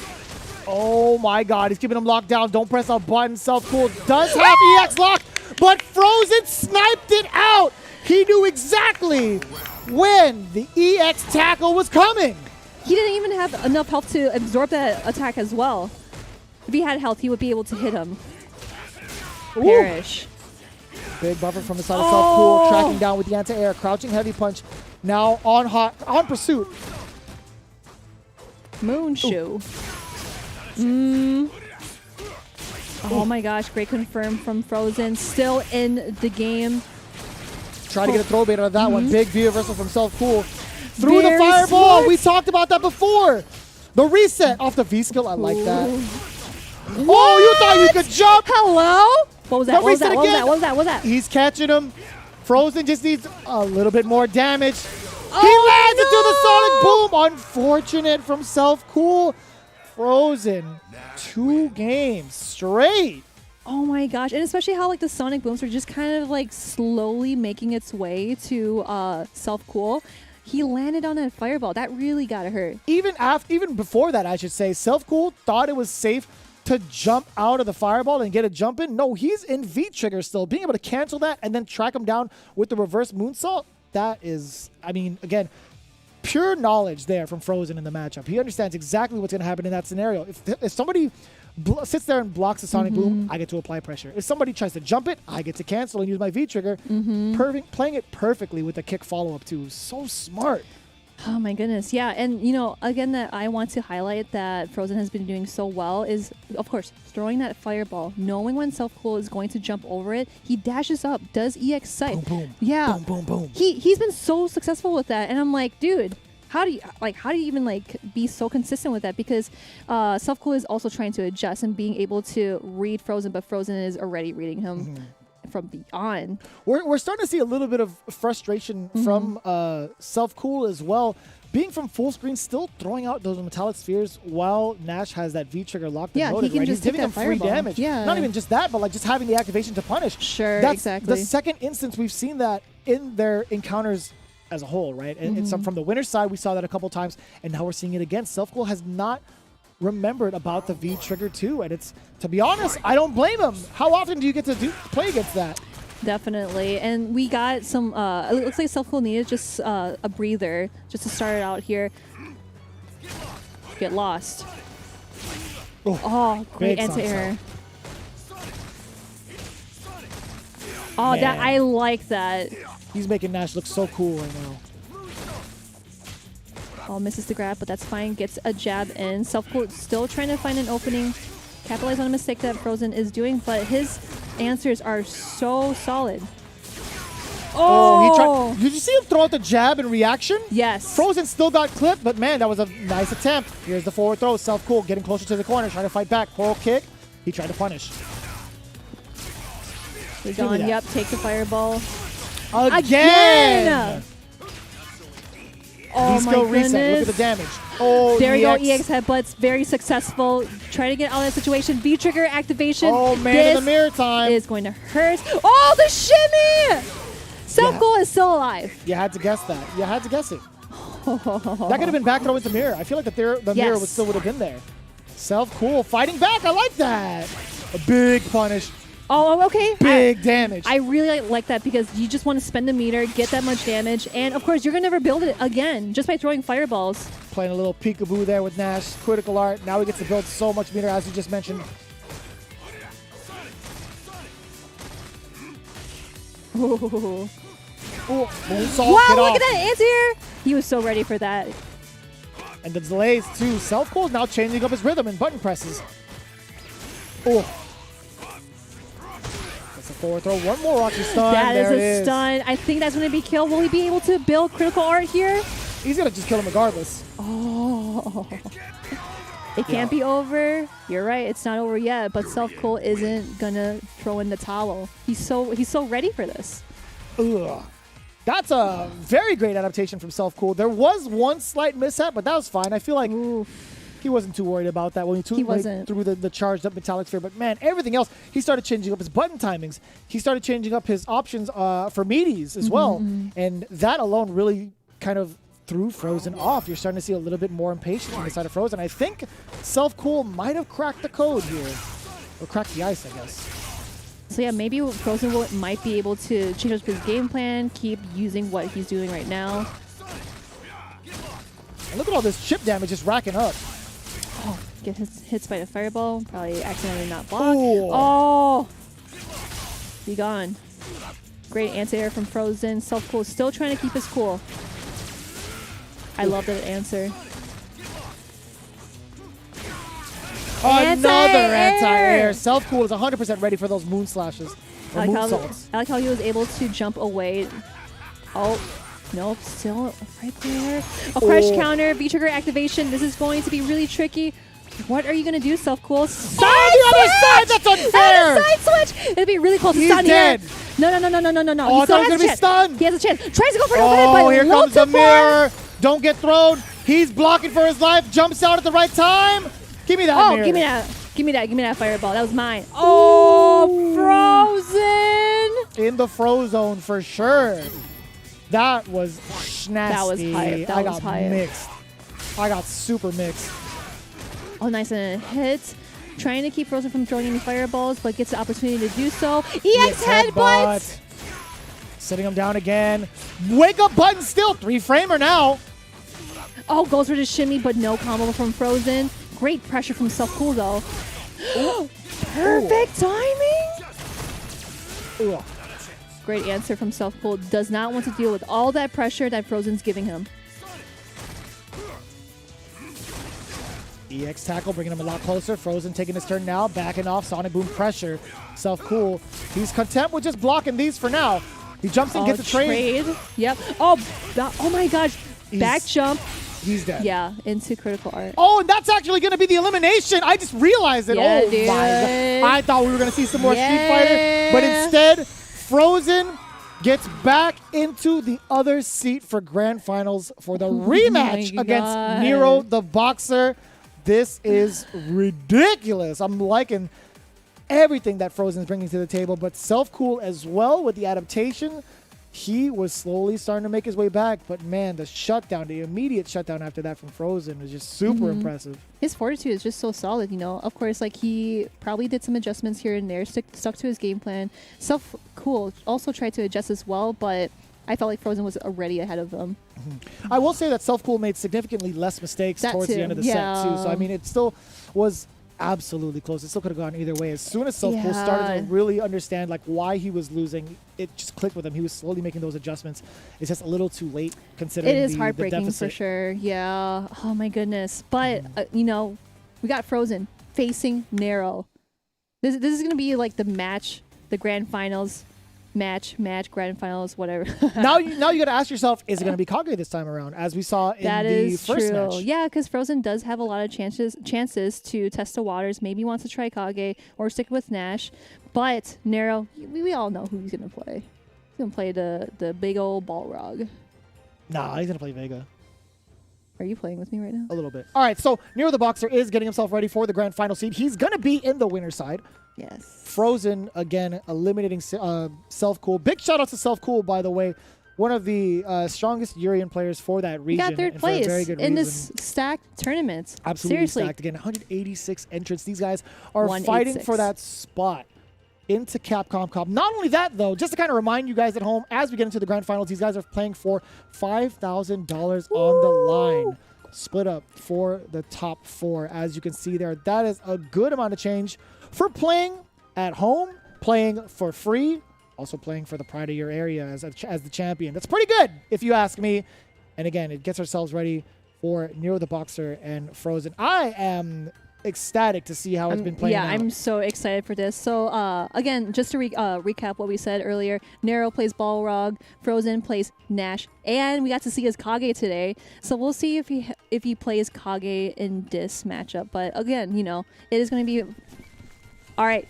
It's going to be Nash, guys. Yes! It is going to be Nash. This is going to be great. This is going to be hype. I'm going to have no words for this after. Oh, you better find the words, because there's going to be a lot of Street Fighter to play. I'll try. It's going to be, again, grand finals. Frozen needs to reset it, so he needs to win 2 sets if he's trying to take it down, or at least win 1 set first to put Nero into losers. So that is B skill too. Okay, interesting. Stops the dash. Oh my gosh. How many jabs is that? I think that was 3. Oh, Here we crush go. counter. This is a great Tragedy assault. opportunity. Gets the dash up. Oh, actually, you have the meaty. Oh no, misses the low forward though. Just mistimed it. Oh, Oh no. that reached so much further. Oh, he still pressed the jab. That's all right. He's still in the game, but Nero has to think of something, especially when you're in the corner. Nero does have B trigger on deck. Oh, that is going to. Oh no! I thought it was going to kill. He misses the command grab. I think he might have done that a little too early. That's unfortunate. Could he have gone with anything else? Maybe like a button? I don't know. Oh no, he dropped it. On Frozen going up with the free dash in. Oh, air to air. Sit down. Big reversal punish. I like that against the Sonic Scythe. Another reversal. Oh Crush my counter. This is going to God. be really good for Nero, but Frozen does not want to be in that situation in the corner. But it doesn't matter. He has to be in there. Can he break it out? Oh, here There we we go. go. Command Command grab. He grab. still has time for one more, though. The counter hits. Nero is here to win. You know, it could have been the command grab as well, so I don't blame Frozen for trying to throw out a Yeah. button, but Nero the Boxer knew it, got the frame trap, and He anti-air stops the against the EX moonsault. I like that a lot. Great attention to detail from Nero. Overhead does not get blocked. Oh, boy. Oh no, Nero's breaking Frozen's momentum bit by bit, and here is a stun. This is actually going to be kill. Sending him into the other room. Nero. And again, like I said, Nero is just coming through here like a truck. He wants to win the whole thing. This guy is unstoppable right now. Getting a perfect 2. We're seeing how he played off against him, or against Frozen in the winners finals, right? I don't know if Frozen is still like shook enough to go back into Kage. We've seen what transpired in the winners finals, but we do hear a character select. We do hear him returning back to the lobby. See, and then like last bit, Nero was kind of breaking his momentum bit by bit, and it has made Frozen think like, okay, do I want to stick with Nash? Do I want to stick, or do I want to switch with Kage? It's a really sticky situation, and we'll see. Maybe he'll stick with Nash. I don't know. It could be anything. One of the things, I mean, this is a small tidbit. I don't know how big of a factor this plays into the matchup, but Frozen also wasn't able to get any sort of like V-skills off. I don't think that's going to be playing a really big deal because most of the time I'd imagine he'd want to get like a V-skill pop after like a target combo or something. I saw he did like at the beginning of the beginning of the round, he did V-skill, but that's the only time I saw him do V-skill. Yeah, I mean, like I don't know how big of a factor that would be if he would actually change V-skills or not, but for the most part, it might just be a character switch into Kage. Or it could be just like some breathing room, and it is Kage! Whoa! And it's going to be V-Skill 2 and then supported by V-Trigger 1, I do believe. So it's going to be very interesting to see Nero going straight 1-1. And of course, I do like that option. That's what got him the victory the first time that they met. Oh my gosh, Nero just... Oh, okay, I see here Frozen was trying to get Nero to smell his feet, but it's not going to work out. Nero doesn't want to be in that situation. Oh my gosh, crossover. Tries to anti-air Frozen, but it does not work out in his favor. Really close to stun here. That is going to be a stun.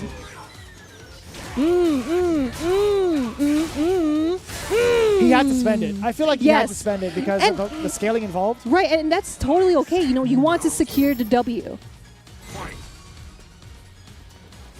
Oh. Great anti-air from Nero. Oh, V-shift. But still gets clipped by a light. Not too bad, but the important thing is here, the positioning now that Nero has against Frozen. Nowhere to run. Now in true boxer fashion, wailing on him on the ropes. Counter, the interruption was immaculate.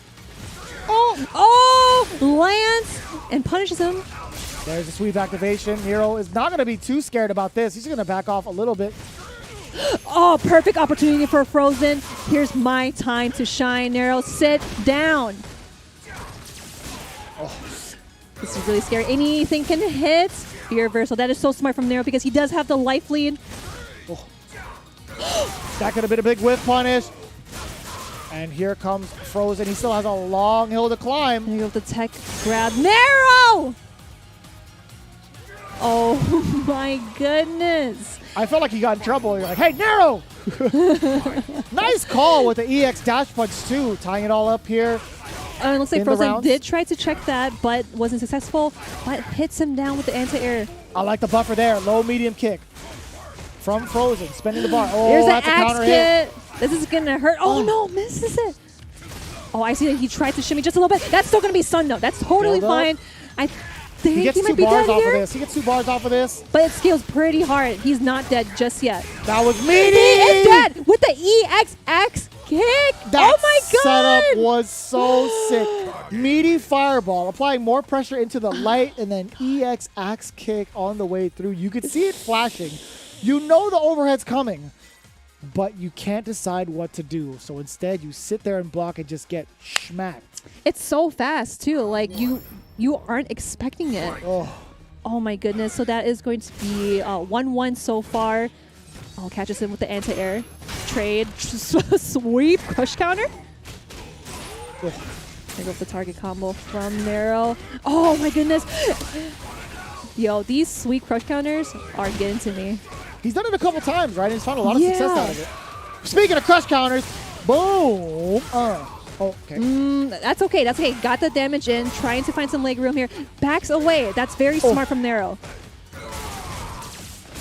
The reversal's out. Just one touch yet again. Nero the boxer. Slowly gets the walks throw. up. I like that. Yeah. Oh, this is so tough. I mean, Frozen again. He could have made that deficit into a W. He did that in the last game, but here comes Nero just trying to close it. There's a shimmy. Finish his food. Don't get thrown. It's so scary. Okay, takes him out of the corner. I am not entirely sure about that. Maybe he was thinking it would have stunned, but either way. Oh, sure. Gives Frozen another chance at life, though. Unless Nero has something to say about it. Oh no! If he hadn't done the dive kick, That was the meats. dude. Okay, if he hadn't done the dive kick, he was able to cross him over and get a really big destructive combo. But Nero, seriously, what is going on in his head? He's just like punching through, being able to be destructive, explosive, all the things. It's like oh my Hajime no gosh. Ippo. He's trusting in his training right Yeah. now. He's trusting in his training right now. He's looking at his fist. What does it mean to be strong? That's what he's doing right now. Nero the boxer. 2-1. Yeah, 2-1. This is gonna be really scary. Oh, does it again? The anti-air. Oh. Nice bread and butter from Frozen. Gets And a a great really big punish, too. opportunity. Checking with the Fierce as well. Nero the boxer trying to find a what a buffer. Him! This is gonna be really scary for Nero. Really close to stun. Frozen did try to go for a shimmy, but doesn't work out.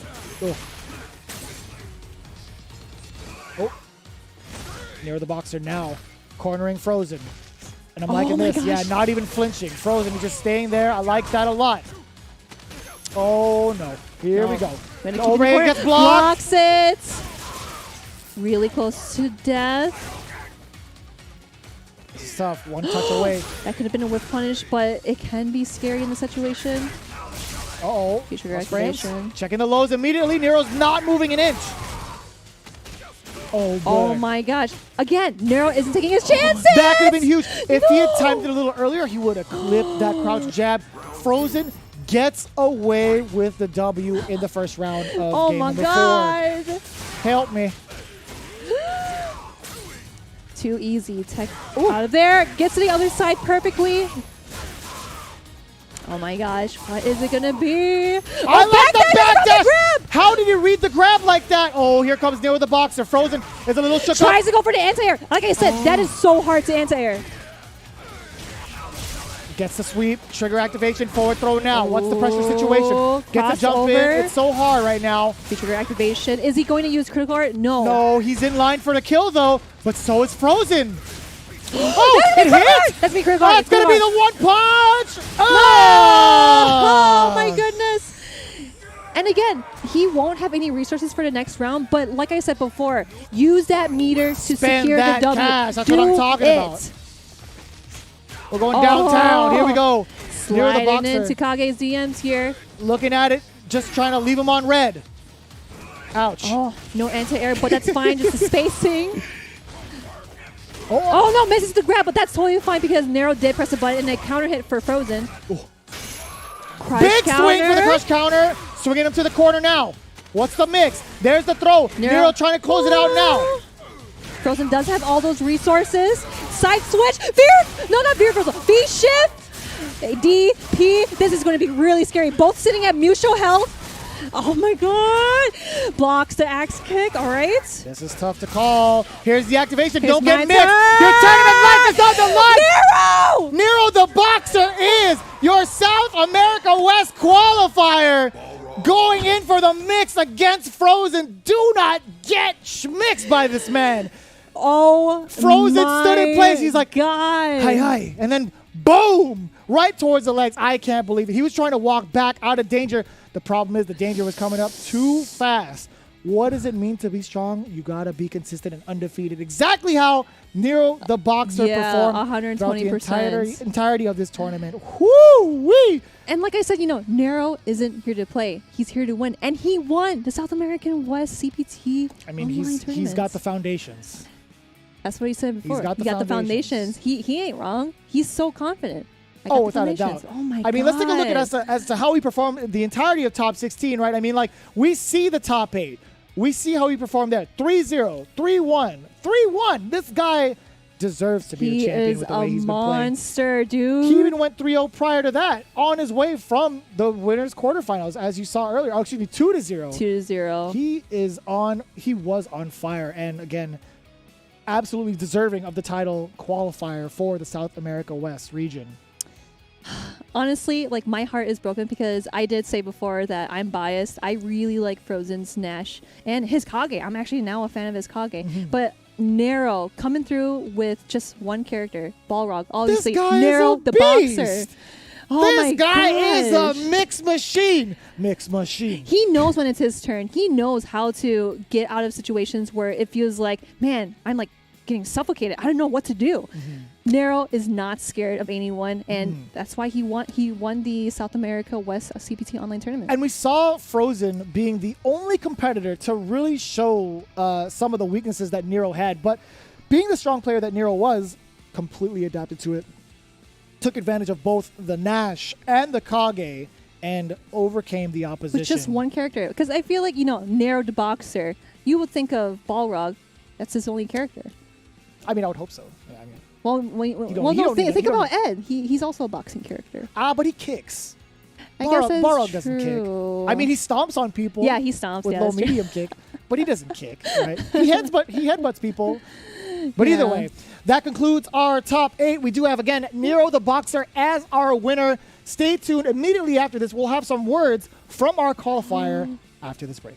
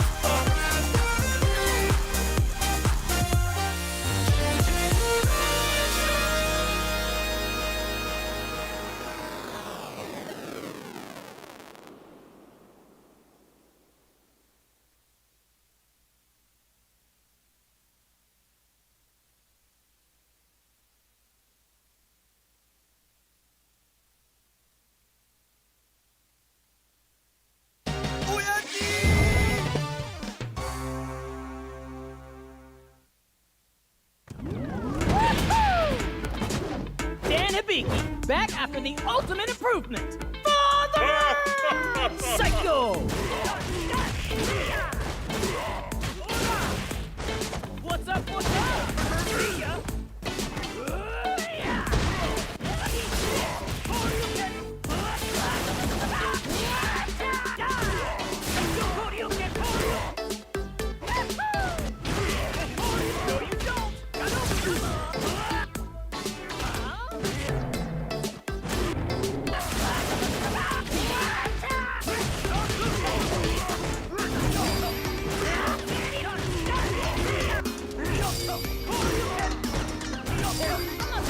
Psycho! The legend has now begun. Burn this in your memory.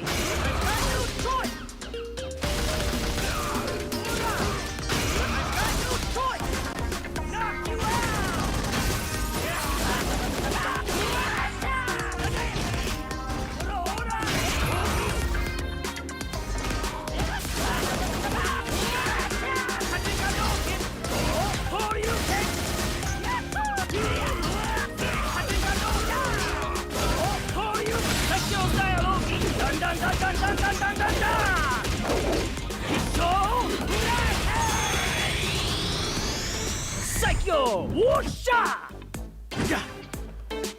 To honor Father, Big Bro will do his best.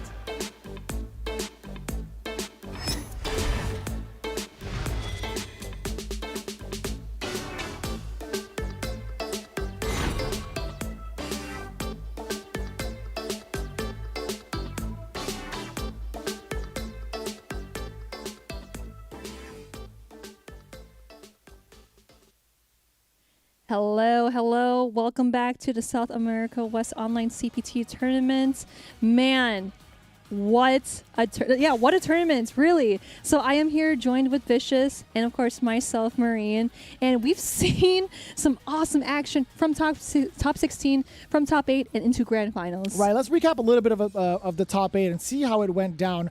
As we saw, Nero the Boxer is indeed our grand final champion, our first candidate for the South America West qualifier. But man, the trail of bodies he left behind is pretty impressive. No, I'm not gonna lie, because again, you see the kind of players that kind of showed up into the loser side as well. It ended up being Frozen and Self Cool into the losers finals as well. Both these guys taking out player after player, and it's just been super impressive to see these guys getting their own highlight reels going on, their own spotlight in a Capcom Pro Tour event.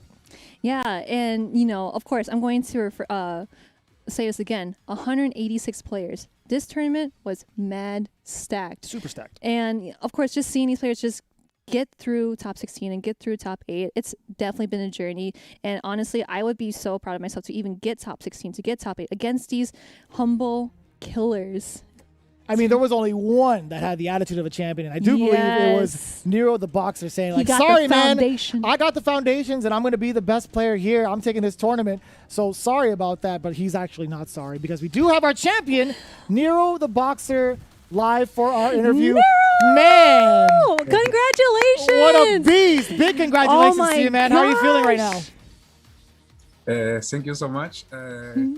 Right now, I'm really excited. Let's go! You deserve it. You have No, of course. I see you shaking. But that is good. How should I put it? Good sportsmanship. You're able to pull through top 8, top 16, all that good stuff, dude. We're all proud of you. That's awesome. Seriously. Yeah, I want to thank my friends here in Peru that support me a lot. My teammates, my friends from my country, people from different countries that support me a lot on Twitter, that they give me a lot of advice that how to play against this guy, things like that help me a lot. So I'm really excited right now. I don't have any words to express how I feel now. No, and that's totally understandable. My man. You used your hands for the talking, and you literally won South America West Online CPT. You deserve a spot at Capcom Cup. Without a doubt. Now, I got a question for you real quick. Again, you have played like the premier boxer. Like, your skill level has been unmatched the entirety of the tournament up until one man, right? Frozen was the only person to make you bleed one game in the winners finals. And when that happened, what was going on through your mind as soon as that moment happened with the Kage? With Frozen, I play a lot in other tournaments here in South America. So I know his strategy. I just my plan was just make my game. And if I lose one game, I need to reconfort that really quick and keep going like I was playing all my tournament. I was thinking like that all the tournament. If I lose one match, I need to keep moving, keep going. That's it.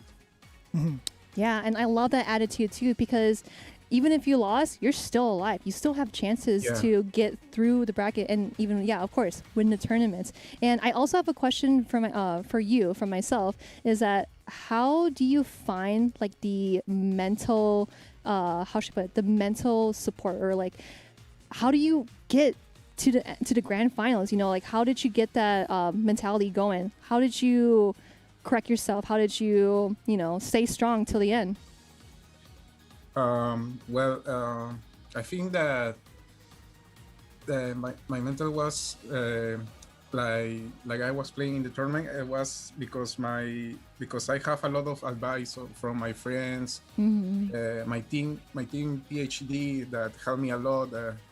I was really focused when I was on winner side, when I passed to top 8, in my mind was the idea I need to win this, qualify for the Capcom Cup.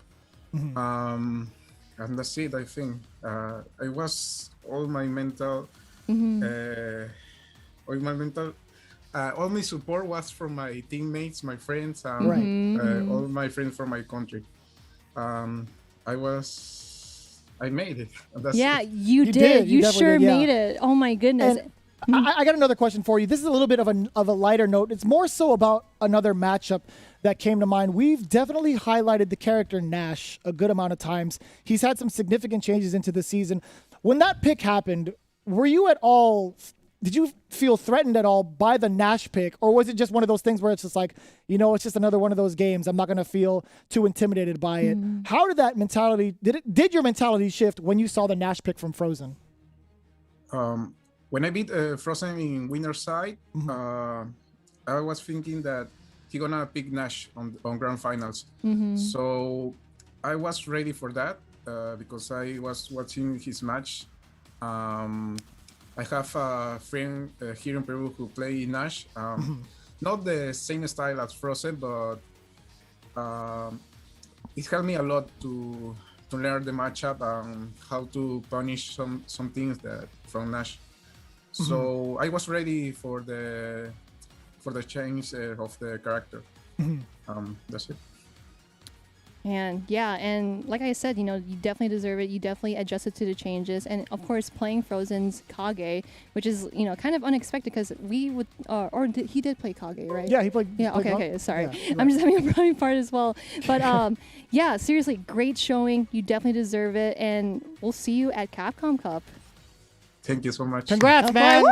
Congrats! Yeah. Qualifier. Can I say shout outs? Of course you can. This is your time. Go for it. Go.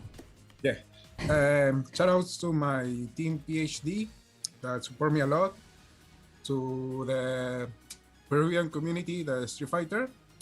All the boxer community on Discord. That helped me a lot. Can I say some words in Spanish? Also? You could do. Yes, go. This do is it. This is your time. Time to shine. Gracias amigos de Perú y Perú sigue en la CPT. That's what I'm talking about. Peru is here at the CPT, the representative for the South America West, Nero the Boxer. Again, man, best of luck to you going forward with your career. We're looking forward to your fight at Capcom Cup, man. Congrats. Woo! Thank you. Man, I'm super excited. This Me guy is a too. beast. Yeah. He's a beast, man. The way he adapts and just the mentality of it all, making sure that all of his training and all the support from his friends pushes him to the championship spot, right? He's trying to make it to the Capcom Cup, and he did with the support of everybody around him. Again, keeping that on his shoulders. The weight of that on your shoulders can be immense, but man, it feels so good when all of your training pays off. Big shout outs to Nero the Boxer. Find that man on Twitter. I wish I asked him his Twitter. Dang it. Follow that man on Twitter. Find him right now. Support him even more because that man is one of the boxer players to watch. He played flawlessly. Yeah, 100%. And, just talking about how he was thinking about his supporters, he was thinking about his friends, his families, knowing that, I can do this. I have people supporting me. They're watching me from home. And he made a great showing against, all these killers, too. It's so great to see that Nero is there to shine and get himself a spot at Capcom Cup. Yeah. Absolutely stacked bracket as well. We've gone through the top 16, the top 8, and we finally crowned our qualifier for the South America West. 186 entrants. We've had so many killers throughout the entirety of this weekend. So much Street Fighter V to go through. Marine, you just killed your first event. That's what I'm talking about. How are you feeling right now? I feel great. And, honestly, I am grateful for this opportunity, because I just started for commentating online locals, or just locals such as Close the Distance, and even some of the tournaments that I did with my team, UIU, which were Short Circuit and Circuit Breaker. It's definitely been a journey, and I know that there are rooms for improvement, but again, this is a great first experience for me, and I am so looking forward to more of this. Right, man. All we can do is keep on going forward, right? As much as we can, for as long as we can. And again, just to remind you folks at home, be sure to follow Marine down below at By Telephone, BAI, by the way. And then at Vicious FGC. Also at Nero the Boxer. We figured it out. Comms just told us it's at Nero the Boxer if you want to follow him as well and follow along his journey. The Boxer. Yeah, the Boxer. Overall, we do appreciate you guys for tuning in all weekend long to all the Street Fighter V, but we still have plenty of more Street Fighter V coming up next weekend, as a matter of fact. Registration has been happening, and it closes May 24th for Brazil. Brazil. That's going to be happening next weekend. The pre-show happens 12:30 in the afternoon Pacific time. Tournament starts at 1 p.m. You got to check out all the information there. Capcom.us/Brazil1. There are so many events happening week after week. As you can see, even after that, the Middle East region is opening up. Registration period is going on right now. Then after that, it's going down. In the other side of the pond, over at Europe West. We're looking forward to seeing who's going to be casting that. I'm excited for it. Yeah, and there's just like so much action going on. So you guys are definitely in for a treat. You see like a bunch of killers in these regions as well, you know. You never know, because honestly, just watching and just commentating these matches from South America West, I honestly, we talked about it. We were like, we don't know who these players are, but we saw some killers. We saw some people who we don't even see at tournaments, like offline tournaments before COVID was a thing. But yeah, I'm so excited, and like I'm really lucky to be able to watch these players play and know them, or interact with them on Twitter, or maybe potentially play a game with them offline once things come back. Without a doubt. Any closing thoughts, Marine, as we get ourselves ready for the next one next weekend? Honestly, I just want to say, whoever's watching this, please stay safe. Please take care of yourself. I know that these are some trying times, but I know things will get better. I mean, we have some Street Fighter V to look forward to, so it's already getting better. In the meantime, from all of us here, from our table to yours, we appreciate you guys tuning into all the Street Fighter V, and we hope to catch you for the next one. Take care, be safe, play some more Street Fighter. Peace.